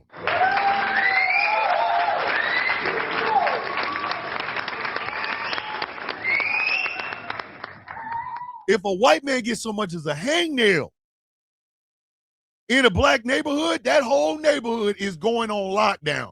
Miss Johnson, who don't bother nobody, she's 86 years old, and she can barely hear. Her door's getting kicked in, and she getting a gun in the back of her goddamn head. Double standard, kids. Double standard. Double standard. But CNN or MS Now or CBS will tell you, oh, it's just a political disagreement. No, bitch, it's not. It isn't. It is not. Take, for example, I know I probably shouldn't be bringing this up, but let's just be dead ass honest about it. The coverage of Grand Platinum. The coverage of Grand Platinum. The coverage of Grand Platinum. If Grand Platinum was black and did 1/10 of the shit that white Grand Platinum did, he wouldn't be in a race. They wouldn't find his ass until he started stinking. You out of your goddamn mind?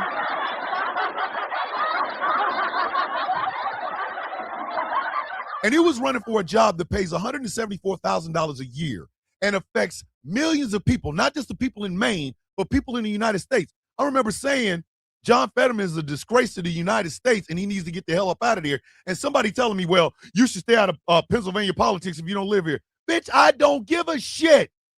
You elect somebody to go to the U.S. Senate, they affect millions of lives. Millions of them. And you mean to tell me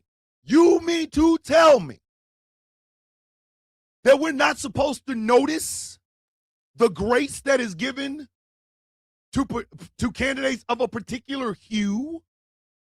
Oh, we ain't supposed to say nothing about it. Thomas, don't even let Ms. Johnson, don't let Ms. Johnson's grandson leave his house to go check on her. Nope. You'll get killed. The double standard goes far beyond mourning when somebody dies or celebrating when somebody dies. It is baked into our political system.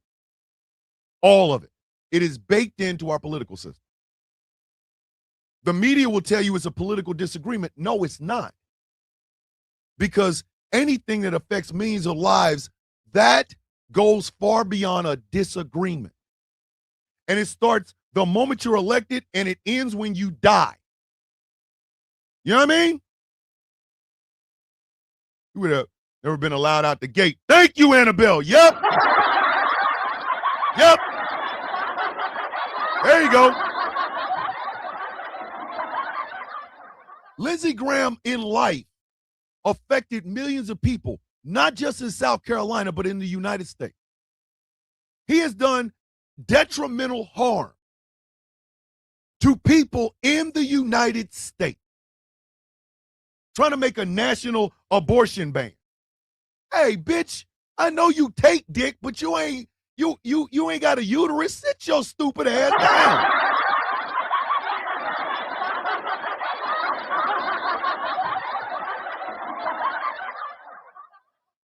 I talk shit about Lindsey Graham when he was alive. Because once again, I am a humanist. I fight for the rights of humans, human achievement. I can say, listen, when Kevin Roberts of the Heritage Foundation drops dead, guess what? I'm partying. I'm walking in here with a gray cardigan my long cardigan sweater and no goddamn shirt on. Because his bullshit affected millions of lives. The double standards that are put in place, they're on the left and the right. They are. They're on the left and on the right. Grand Platinum drops out.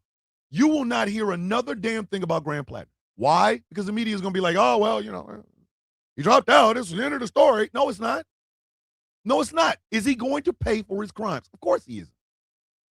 Because he's a white guy with a Viltrumite mustache. Out here looking like Young Conquest in this bitch.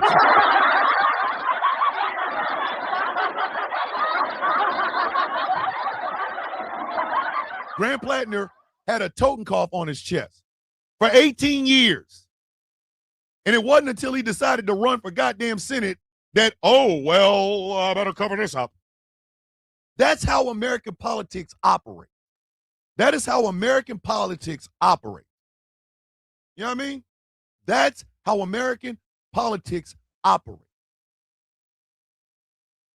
For those in the margins, oh, bitch, you better come correct all the time, every time, and you better not even complain about having to come correct all the time, every time. But for certain people, they get the grace of everything. I don't know why nobody is going after the 501c3 status of the Heritage Foundation and the Federalist Society? I don't know.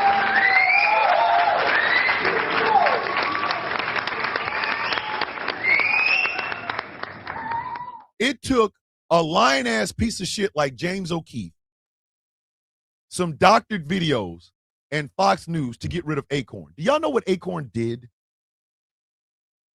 Acorn helped people to get registered to vote. But all it took was a doofy-ass white boy dressing up like what white people think pimps dress up like, a doctored video, and Fox News, and Acorn no longer exists. Meanwhile, the Heritage Foundation has put a number of cabinet positions in both of Trump's terms. These people then in turn make laws or suggest laws that get passed in this do-nothing-ass Republican-led Senate. Be safe out there, Shab. Love you to death, brother. Be safe on them roads, bro. You're the man, Shab. When I grow up, I'm going to be just like you.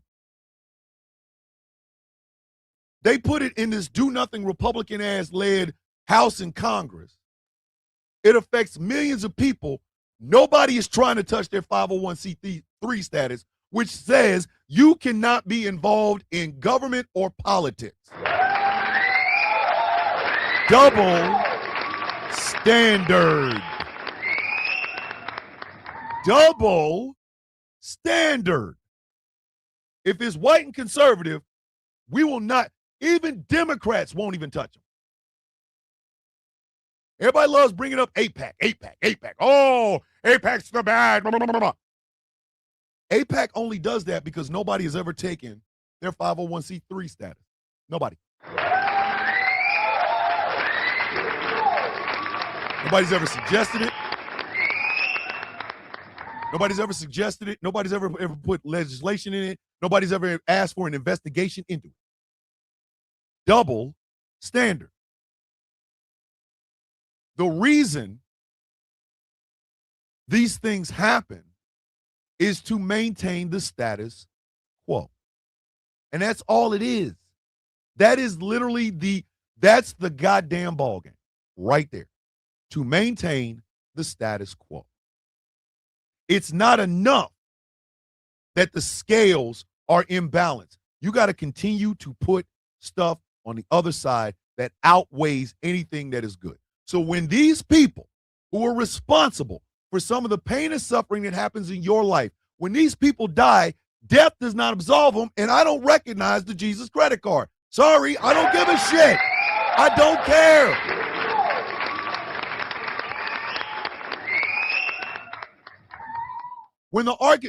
Listen, the moral majority, I did not shed a single solitary tear when Jerry Falwell died.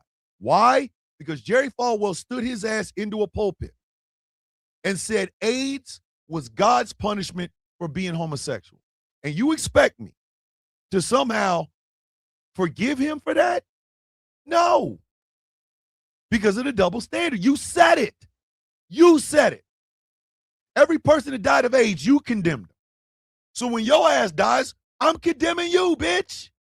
You gonna get this work. Jerry Falwell like, I don't feel so good. And people were out there talking. Guess what I was thinking? Jack, I can't feel my legs. I said, you ain't gonna need them. Bums away. F them. In their eyebrows with a stiff jank covered in F you sauce. Puck you sauce. And if I can't get you in one eye, I'll hit you in the other one. When Franklin Graham kicks the bucket, I'm dancing the jig, bitch. I don't care. You made life hard for people. This is, ladies and gentlemen, I need y'all to stop listening to people when they say a political difference. Some shit is not a political difference. Some shit is literally life and death. Literally life and death. If you put up a candidate that is a bag of dicks, uncircumcised cocks, and that person does not get elected, bitch, I'm celebrating. Because you should not have had that hooker in the damn race in the first place. Do not tell me I'm not supposed to celebrate because Graham Plattner is no longer running for a Senate seat in Maine. Bitch, yes, I am. Yes, I can. Yes, I can. Henry Kissinger was the evilest human being on the planet before he died. So when he died, do you think I felt bad? No. Dick Cheney was the second most evil human being on the planet. So when he died, did I feel bad? No. I made jokes about Dick Cheney being the devil's right hand while he was alive. What?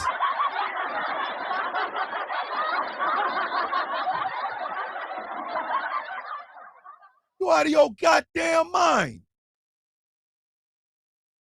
These are not political disagreements. This is life and death. This is whether or not you get assistance from the government that you pay for. The reason I get so goddamn mad at the pro-Palestinian movement is because of that double standard. These people are Gaza, Gaza, Gaza, Mo Gaza, some Gaza on top with some mozzarella Gaza. But they're starving kids in Appalachia. Black kids are being raised to be desensitized to death at the hands of police now, right now.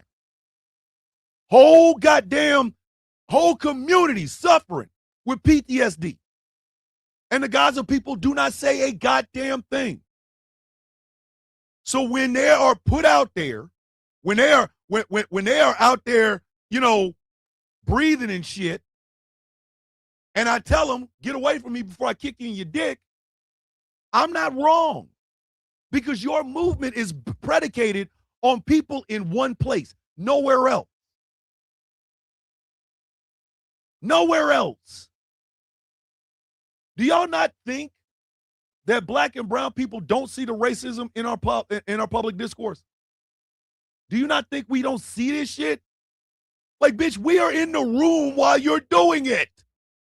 We are literally right in the room going, Nigga, did you know that I can see you? We can see you. Thank you, Dredd. Thank you. Dredd put it in the Discord server. Sandra Bland. They made Ahmaud Arbery jokes, George Floyd jokes, Breonna Taylor jokes. These are people that were killed unjustly. Unjustly. And people made jokes. So when the architects of the way you're living in your life right now, no matter how hard it is, when these people drop dead, don't feel bad. Don't. You want to celebrate them? Celebrate them. Celebrate the dog shit out of it. Why? Because these people made life hard. They hurt people. They hurt people. Like when Greta Thunberg dies, people should really mourn the loss of this incredible person who was thinking about human beings. When Benjamin Netanyahu dies, put on your party dress. Like,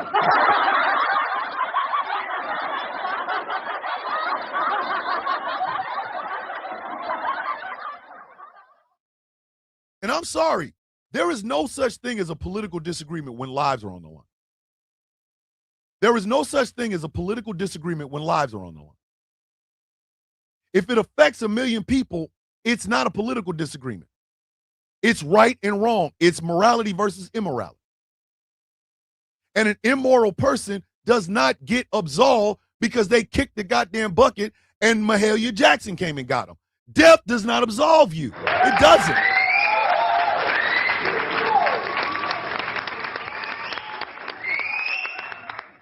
Everybody loves bringing up Robert Byrd. You know, he was a Grand Orca Club of Cyclops in the Triple K. He wasn't. He was an affiliate. And when he realized how wrong he was, not for a campaign, not for a Senate seat, as a grown-ass man, when he realized how wrong he was, he spent the remainder of his life atoning for it. See, that's the part that people don't tell you when they bring up Robert Byrd. You know, the Democrats was the party of the KKK. KKK don't vote with the Democrats no more, now do they?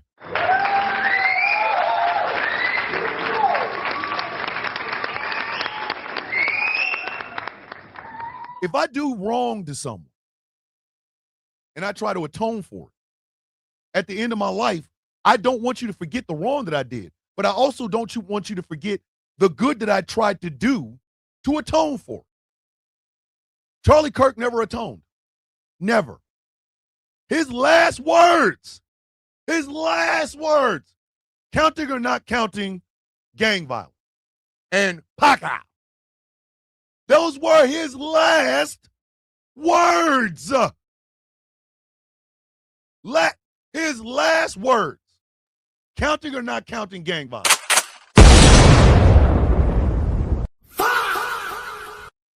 He didn't atone. So his death did not change a goddamn thing. He was a racist piece of shit alive. He got shot. Now he's a dead racist piece of shit. The end.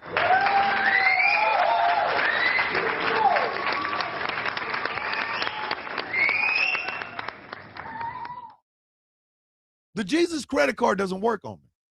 It don't. You can pull that bitch out, and I'm going to go, hey, we don't take that here.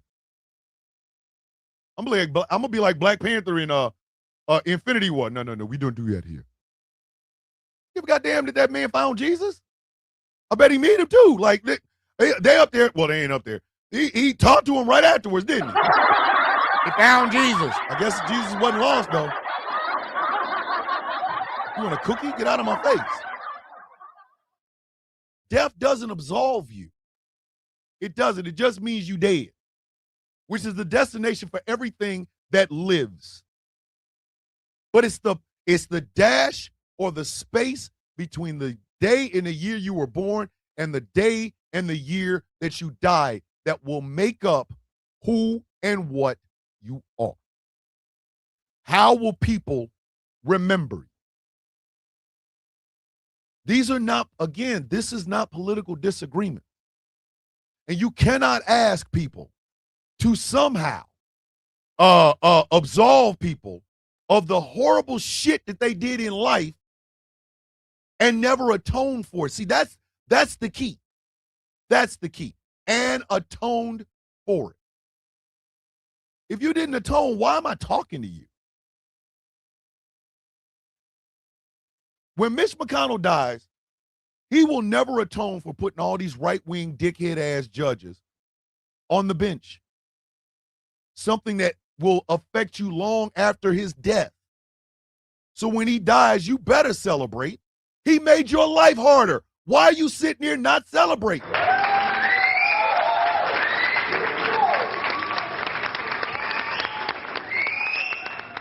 America got this shit twisted in the goddamn wind. We out here honoring traitors. You know, the Confederacy was a shut your bitch ass up. There was a bunch of goddamn traitors that got musket balls in their face and in them nuts. Shut up.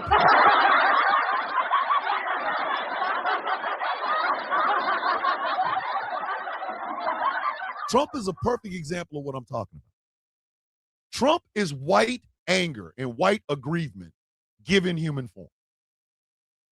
He has done nothing in the 2 times he's been elected president that has benefited anybody but him. And I take that back. It benefited him, but a byproduct was his rich friends also benefit. He is a horrible human being. Because of his cuts in Doge, millions of people are not going to get the HIV medicine that they need in countries on the continent of Africa. That's millions of people. That's on his jacket. Those million people are on his jacket. The million people that died from COVID, that's on his jacket. So that's 2 million people already. He out here putting up, rookie Leopold numbers, but when he dies, I'm not supposed to remember it. Man, kiss my ass. Boy, if you don't get the hell up out of here. That goddamn shit. This man is responsible for at least 2 million deaths. But when he dies, we supposed to revere him, revere this sack. You could put my balls on a pita bread with some hummus and tahini and eat that to the face. You feel me? Mind your fucking business. Nobody asked you anything. I am never going to play the double standard. Never. Because politics is personal to me. I intersect with so many different things. As a black man, there's one experience. As a veteran, there's one experience. As a disabled person, there's one experience. As a father, there's an experience. As a husband, there's an experience. As a grandfather, there's an experience. All of these things are intersectional. And anything that hurts even one piece of this affects my life. So if I find out that your ass is the architect of something that affects my goddamn life, and you choke on a chicken bone and go to the other side, I will celebrate. And I will feel absolutely no goddamn shame about it.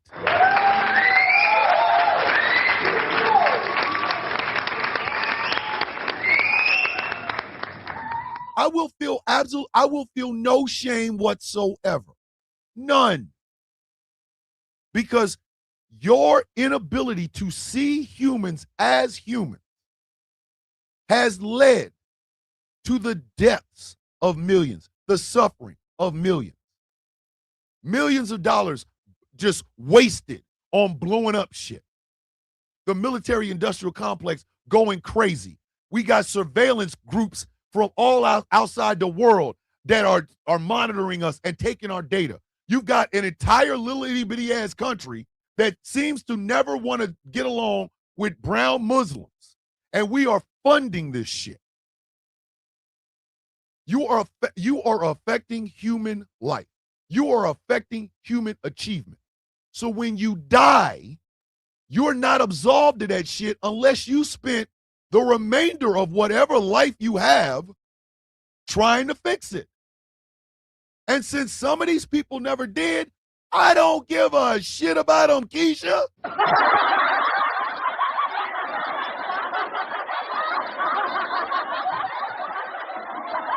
A political disagreement is not that this shit's an oxymoron.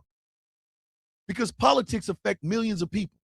You cannot disagree with something in politics. You either stand on the side of morals or you stand on the side of immorality. Period. Period. My brother, my good friend and co-owner of Ghost Call Productions Radio, Mr. Jeff Kennedy, is in the building. Morning, Jeff.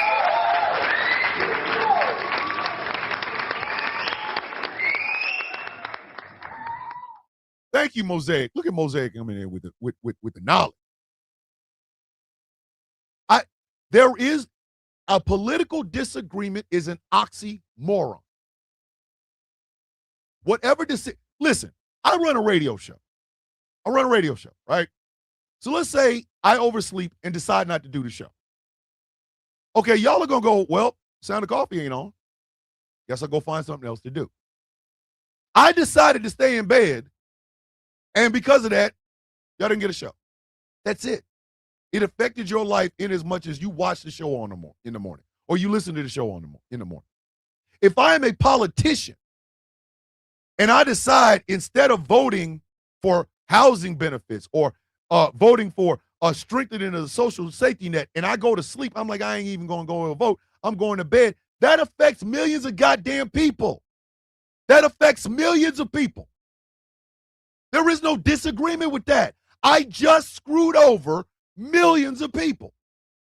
So if in the process of this, y'all find out the housing vote happened and Senator Bishop or, Congressman McCormick didn't vote because he fell asleep and millions of people are affected, when I drop dead, bitch, celebrate. What are you talking about?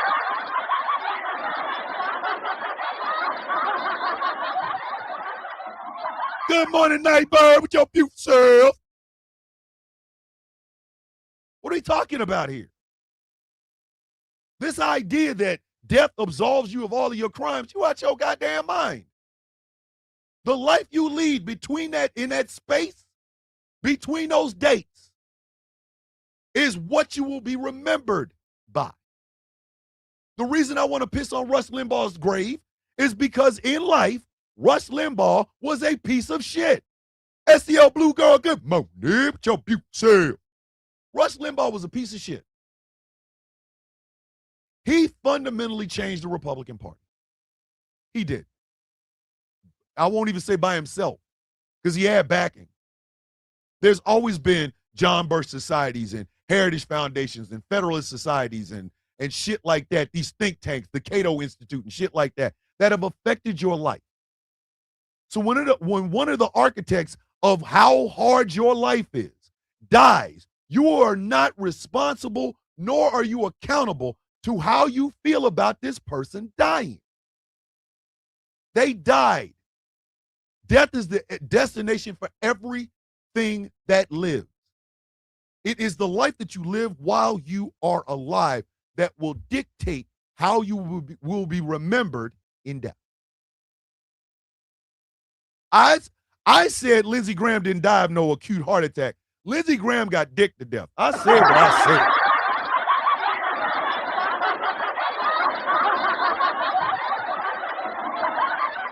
Lindsey got the daddy long stroke until his heart gave out. Goddamn it. Daddy long stroke. You can't smoke it. Daddy long stroke. And then all of a sudden, his heart was like, Lana. What? Danger zone. And he died. Nothing was absolved. Nothing. Nothing was absolved in his life. Nothing that he did, he atoned for. He was happy with it. He was happy with it. So die with that happiness. But please remember, you are a piece of shit. And you will be a piece of shit throughout history. Every time somebody brings up Senator Lindsey Graham, the Ladybug jokes is coming. The I'm gay as hell, but I don't want to come out. I look like Blanche Devereaux dressed up in drag.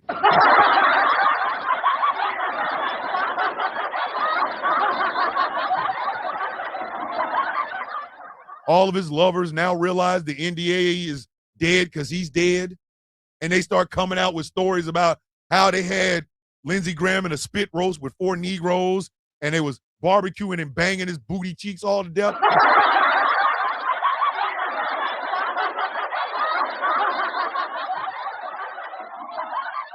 You get what you give in this life.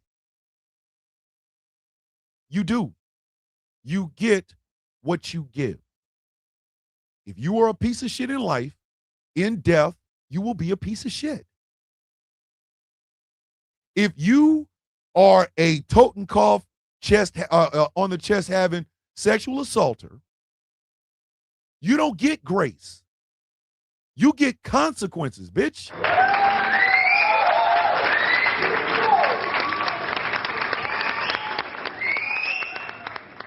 Because politics is not a disagreement. Politics affect people. Rush Limbaugh affected an entire political party. Fox News affected an entire political party. Fox News is single-handedly the reason people are dumber, more angrier, more ill-informed, and families are being cut to pieces because of it. So when Rupert Murdoch drops dead, and it one of these mornings won't be very long, he gonna be gone.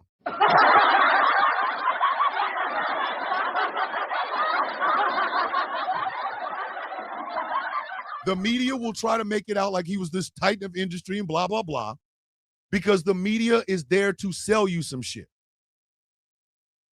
But in actuality, Rupert Murdoch is a horrible goddamn human being. He is responsible. He is directly responsible for the misinformation and disinformation that we now see today. He is AI slop before there was an AI. You don't get to be a good person in death, bitch. When you go, we gonna remember. We are going to remember every single thing that you have done. and you will be judged accordingly. It ain't Glee. It is not Glee that Lindsey Graham is dead. It's the fact that he can no longer hurt anybody else.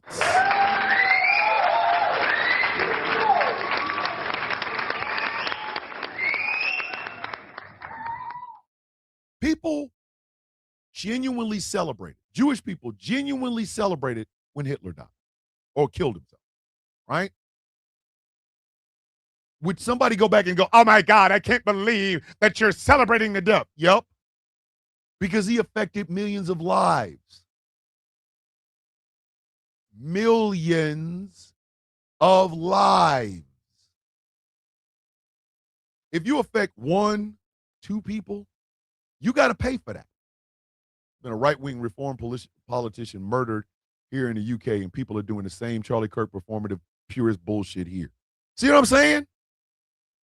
If Tommy Robinson goes out and chokes on some bangers and mash, if anybody's over there, we are Tommy Robinson, I'm personally flying over the plane, smack the shit out of your ass. So goddamn mind.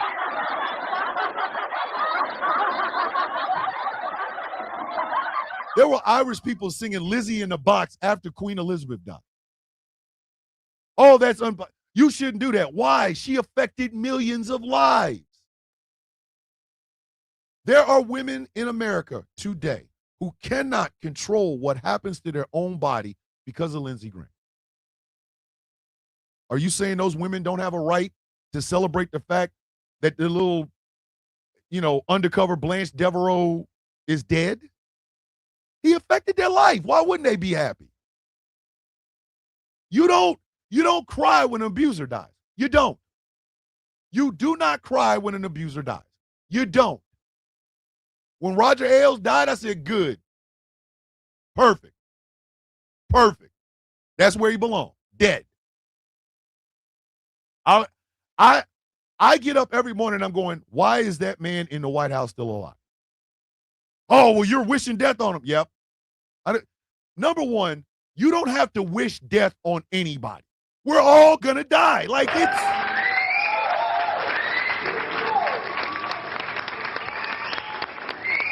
it's in the goddamn owner's manual when you get here.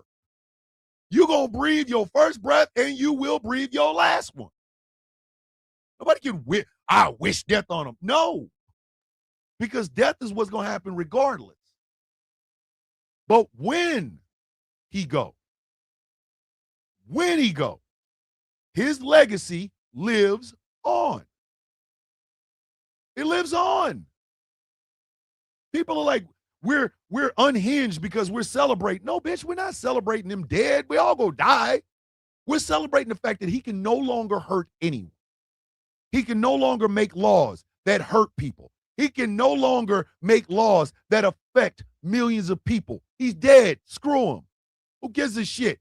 The destination is still the same for every single person, myself included. But if you live a life that harms people, people are going to react in that way. There will probably be a celebration all across the Arab world when Benjamin Netanyahu dies. It's simple as that. Like, I want to tell you.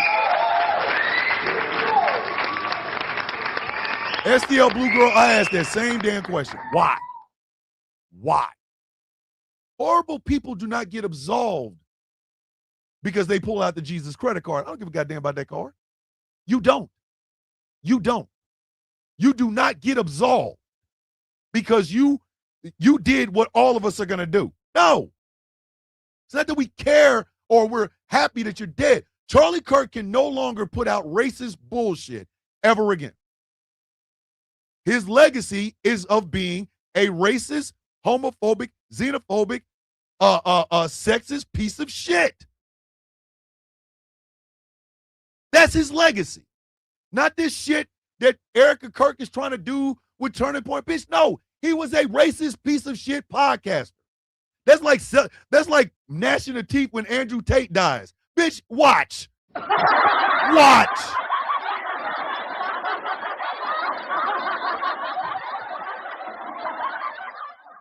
Watch. And it is because of this.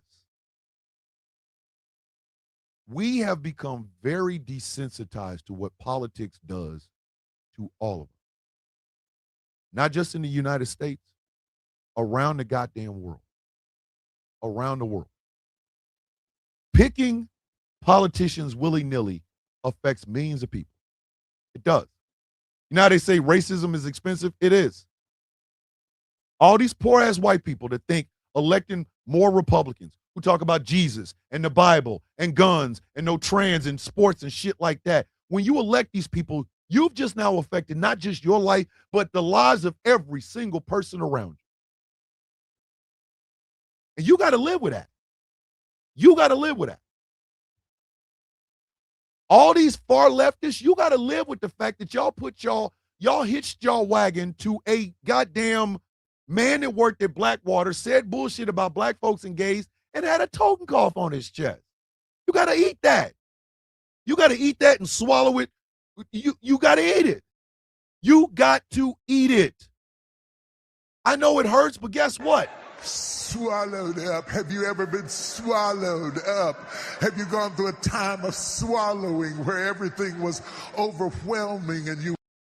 And if somehow watching people be gleeful for the fact that a horrible human being does his destination, he finally got to his destination, but he can no longer hurt people. If that bothers you, my advice, go into the woods, build yourself a cabin, put nothing but candles and shit in it, and read books. Because if you stay your ass on the goddamn internet, if you stay your ass anywhere near a television, when some horrible person dies, people are going to be happy. Your feelings might be hurt, and we don't give a fuck. We don't.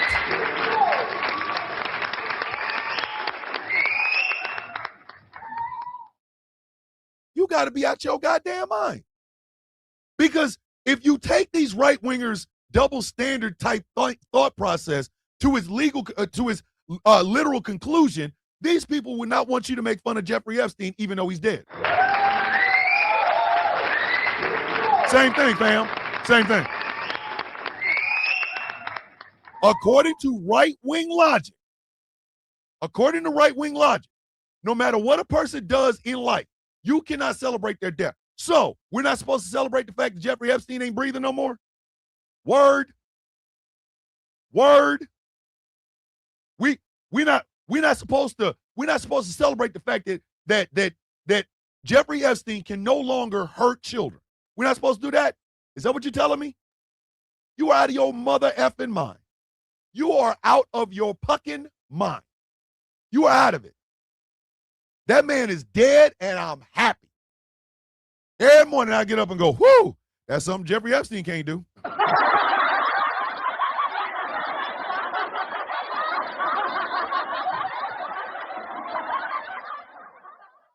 And if you try to tell me that I somehow shouldn't feel the way I feel about a bad human being dying, that's where the misunderstandings and furniture movement come in. We're going to have a problem. We're going to have a problem.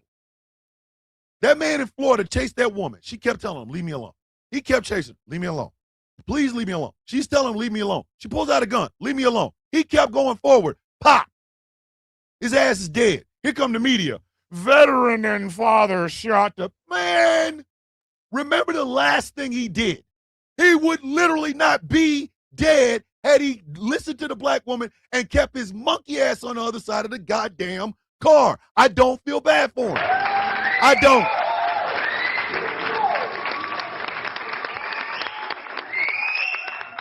I don't. Sorry, don't.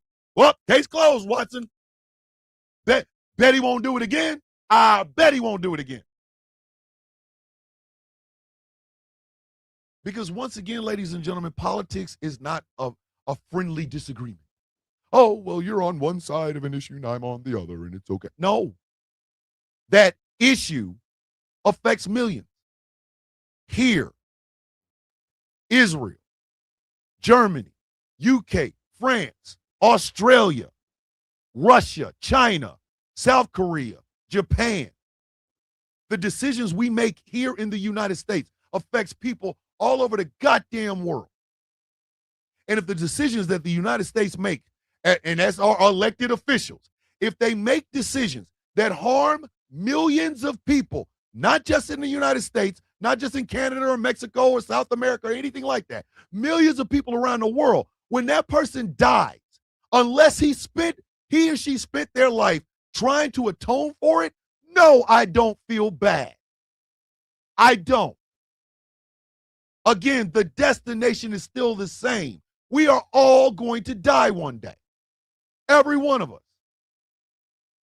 Our dogs, our cats, plants, trees. We are all going to one day transition from this plane of existence to the next. It is the dash between the dates that matter. The dash, whether it's a space or a little dash, is the most important part of your headstone. It is the part of your headstone that will allow people to mourn you and love on you because you have done something good. Or, what the hell is this? Never mind. That dash means it is the difference between, wow, we lost an icon, a titan, Sam Neill. Or, yo, that punk ass bitch ain't here no more. Yay, Lindsey Graham. Do you see what I'm saying? Do you see what I'm saying? Do you see what I'm saying? The dash, the space between those dates is the most important part of your headstone. That space, is what will have you remembered as a good person or a bad person. Lindsey Graham can no longer vote on any bullshit that harms America. He will never, ever, ever vote against women's rights again.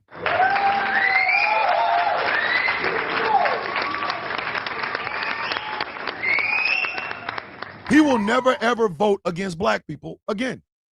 He will never, ever vote against Asian and Pacific Islander people again. He will never, ever, ever vote against Arabs and Jews again. He will never, ever, ever vote against members of the LGBTQIA plus again. He will never do it again.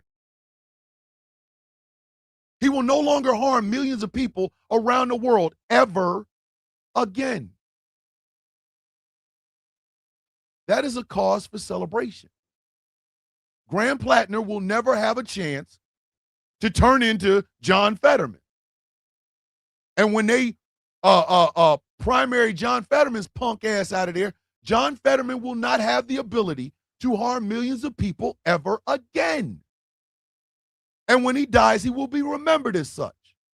When that dumbass, big-ass, lurch-looking redwood tree finally gets felled, I'm going to celebrate.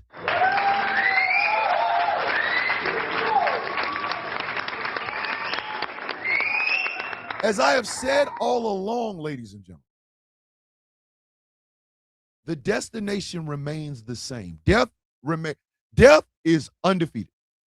The Boat bird may not come when you want to, but the son of a bitch is always on time.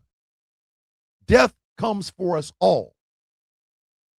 It is the life that you live in that space, in that dash, that makes the difference between whether or not people will celebrate your life or celebrate your death. It's that simple. When Donald Trump dies, people will celebrate. If that's hard for some of y'all to hear because y'all are so far up Trump's nuts or so far up Trump's ass, you can see that goddamn Big Mac digesting.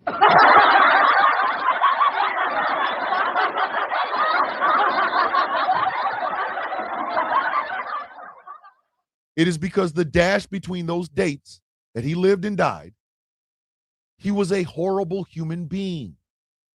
He affected millions of lives, whether it was bilking small business owners after they helped build that bullshit-ass tower or affecting millions of people by telling them to drink bleach and shove a UV light up their ass. It doesn't matter. That dash means that he was a horrible human being. And he will be remembered as such. There will be celebrations. People are going to produce children because Donald Trump died.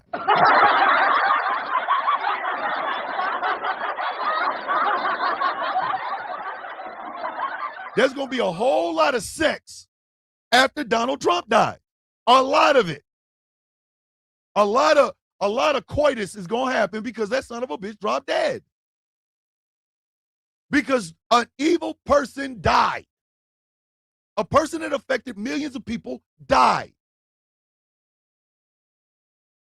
And you somehow want us to, what? Cry? No. So if you are celebrating the fact that Lindsey Graham is dead, continue to do so. The destination is all the same for every one of us. The destination is the same for all of us. One day we will transition from this to the other side. Every one of them. If you are a Christian person, you believe that, you know, if you're a good person, you go see Jesus and Moses and the goat and they do all that shit. If you're an atheist like me, you believe that once that body goes in the ground, that's it. That's it. That's all of it is. That's all it is.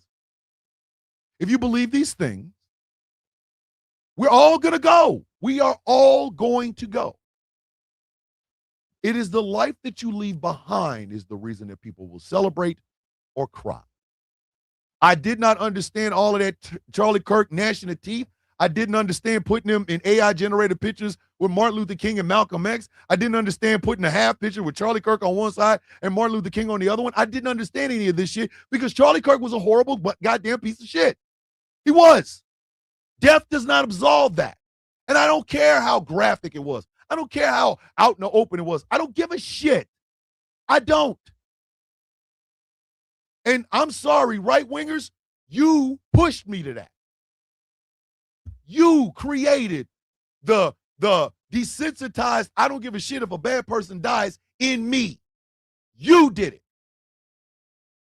Because you labeled the places that I came from as hell on earth when I knew it wasn't. Every black person that died was a crack-addicted prostitute. I saw that. I looked at it. I saw y'all label me young black male. I saw that. Putting out statistics that my life between 18 and 25, I could be killed by another black man. You did that. You put that in me. And subsequently, it came right back out on that ass, didn't it? Now I don't give a goddamn if one of your right-wing heroes croaks. I danced when Hulk Hogan died. I danced when Rush Limbaugh died. I had a good, long, hard chuckle when I woke up and found out Lindsey Graham was dead. I still believe Mitch McConnell is on the other side, but he's trying to stay in. Like he's like Schrodinger's senator. He's half in the box, half out the box, which means he's dead and alive at the same damn time. Be safe, Dragon. Love you to death, buddy. You do not get to be absolved of the horrible shit that you did in life. You don't get to do that. And you don't get to police how people feel when you die. If you have lived a life where you have strived to be a better person, to leave the world better than you got when you got here, if you've done that and you die, yeah, people are going to dislike you. I already know. The pigeon is going to laugh, and Jerry Curl from Arizona is going to make all the jokes. Great, fantastic. I don't care. I'm dead. I'm dead. I have reached my final destination. Cool, great, I'm gone. But there will be people that will remember how passionate I was about human rights, how I stood up for black women, how I stood up for black men, how I stood up for the LGBTQIA+, despite anything that anybody ever said. That's their opinion. They will remember the causes I championed. They will remember the things I was passionate about. Some of y'all might remember the fact that I have over 6,000 goddamn comic books. That's cool. They'll remember the superhero, supervillain motif that I have tried to give out for 6 years. They will remember I am a founding member of the Villains Guild. They will remember these things. And they will remember my words and my deeds. I have video evidence. Years of it. Years of it. And it will be remembered as such. Good or bad, it will be remembered as such. So if you want to try to chastise people because you think it's a political disagreement and we think it's real world consequence, and one of your faves who has affected millions of people, who has hurt millions of people, who has disrespected and disregarded millions of people, you feel bad when we celebrate that person? Then maybe you should get into crochet. Maybe you should start crocheting. Because out here, in the real world, where we all live, you ain't got but one dash to make a difference. And if in that dash you make life hard for people, we don't care when you die. Death comes for everybody. We just celebrate the fact that you can no longer hurt anyone ever again. Do not feel bad for that, kid. Don't. None of you. Don't you ever feel bad for that. Hey, Cinnamon, with your beautiful self. Don't ever feel bad. Ever. I am telling you, don't you ever feel bad about it. These people are horrible, horrible, horrible human beings who have blood on their hands and lives that are broken on their jacket. They will carry that into death. And like I said, if you think this is bad, if you in any way, shape, form, or fashion think this is bad, oh, baby. Oh, baby. You ain't seen shit yet. There's still one parasitic orange asshole. One horrible 6'4", 250 parasite that has to reach his destination. And I'm telling you right now, I swear to you, I'm telling you this right now. The shit that people are going to do when that son of a bitch kicks the bucket is going to hurt you. My advice, don't be on the internet when it happens.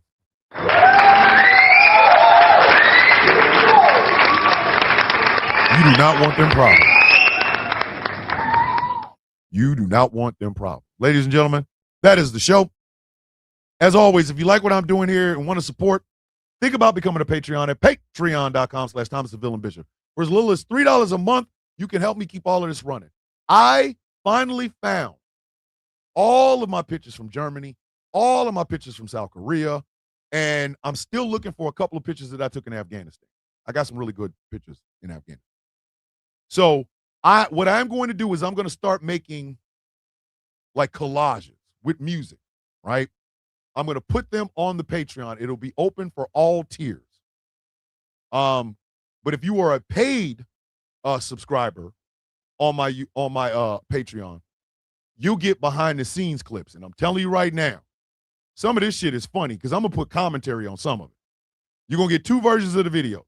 One is going to be open to all tiers, no commentary, but plenty of music. If you are a paid subscriber, you're going to get the commentary over the pictures. I'm going to just be talking shit the whole time. You'll get a chance to see that. Patreon.com/Thomas the Villain Bishop. Hydrate, elevate, self-love, and self-care. I love you all. Have a beautiful day on purpose. That is the good word. That is the good word from one Miss Tracy. I need my inspirational. I need my loving, goddammit. Don't play with me. This has been a fantastic show. Oh, Thank you, STL Blue Girl. STL Blue Girl will always remind us. Before I go, I leave you with the universal greeting of the coffee beans. Bow your heads up. How you doing? I woke up. Everybody else, because I woke up. That's how I look at it. You all had a chance until I woke up. Today's mine. That's just what it is. As soon as the coffee beans got up, everybody else lost. Every one of them. They lost. Lost, lost, lost. The day belongs to you. Be limitless. I love who you are exactly as you are. I am so effing proud of you. Each morning we are born again in what we do today matters most. I am here no matter what, when, or why. The inspirational word from Miss Star O. Go win. You guys make this show. I've told y'all this before. This may have started off as a Thomas show, but now it belongs to the coffee bean. It belongs to you. It belongs to you. I am so very proud to have you here.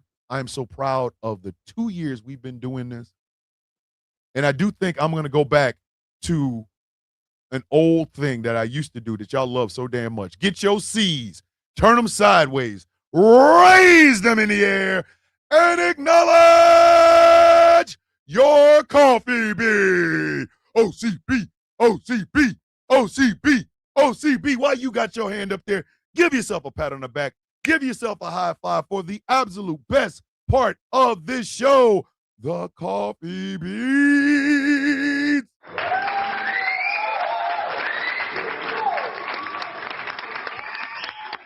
Fill your cups today. Remember, give yourself some grace. The loving word from Miss Lyle. What is it that we say every day, kids? I want you to remember this and keep this as close to your heart as you possibly can. Please.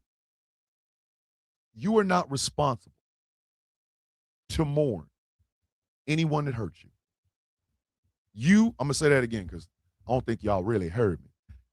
Tell Nana I love her, big sis. Love you, Nana. You are not responsible to ever mourn someone that hurts you. Whether it's a abusive parent, abusive sibling, abusive lover, abusive husband, abusive wife. You're not responsible. It's not your job to mourn them. Like I said, the destination is the same no matter what you do.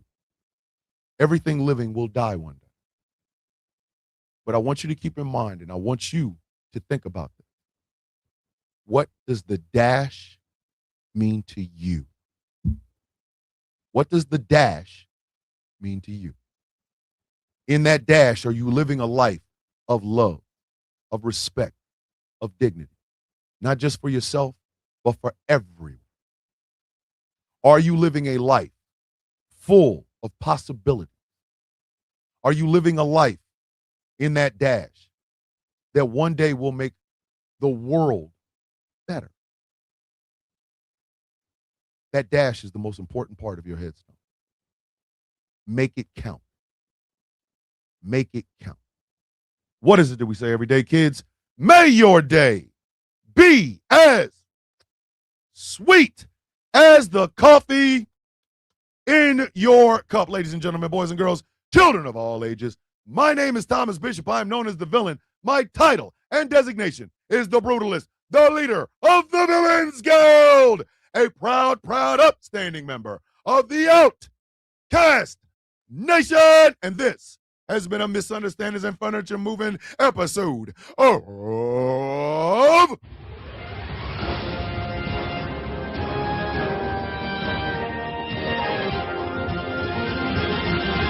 The Sound of Coffee on Ghost Law Productions Radio, GCPR, where every voice matters. 3:30 p.m. Eastern Standard Time. It is the Taz Effect with the one, the only, the woman that sells all the records around here, and the EP who is out today because she could not move.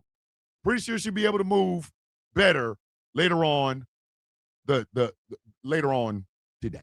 You know what I mean? That's what she's gonna be able to move. 3:30 p.m. Eastern Standard Time. on these GCPR airways.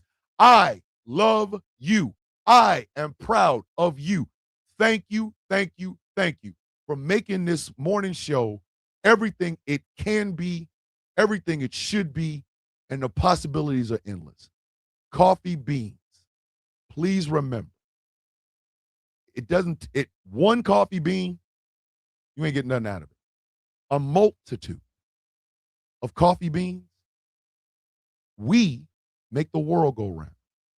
So give love when it's given, receive love as it's given, and remember you deserve that love. Why? Say it with me, kids, because that is the coffee bean way. As always and forever, with love in my heart, I say this.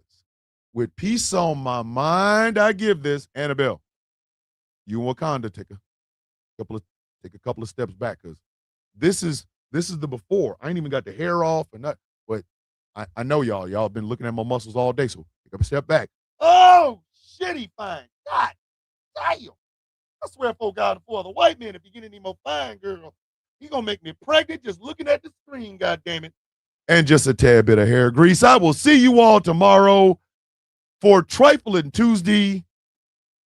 I'm gonna figure out something. Something's trifling. We gonna do some trifling shit. I love you all. Be safe. Peace. Hey, I love you. And I'm proud of you. You better not ever forget it. See you in the morning, kids.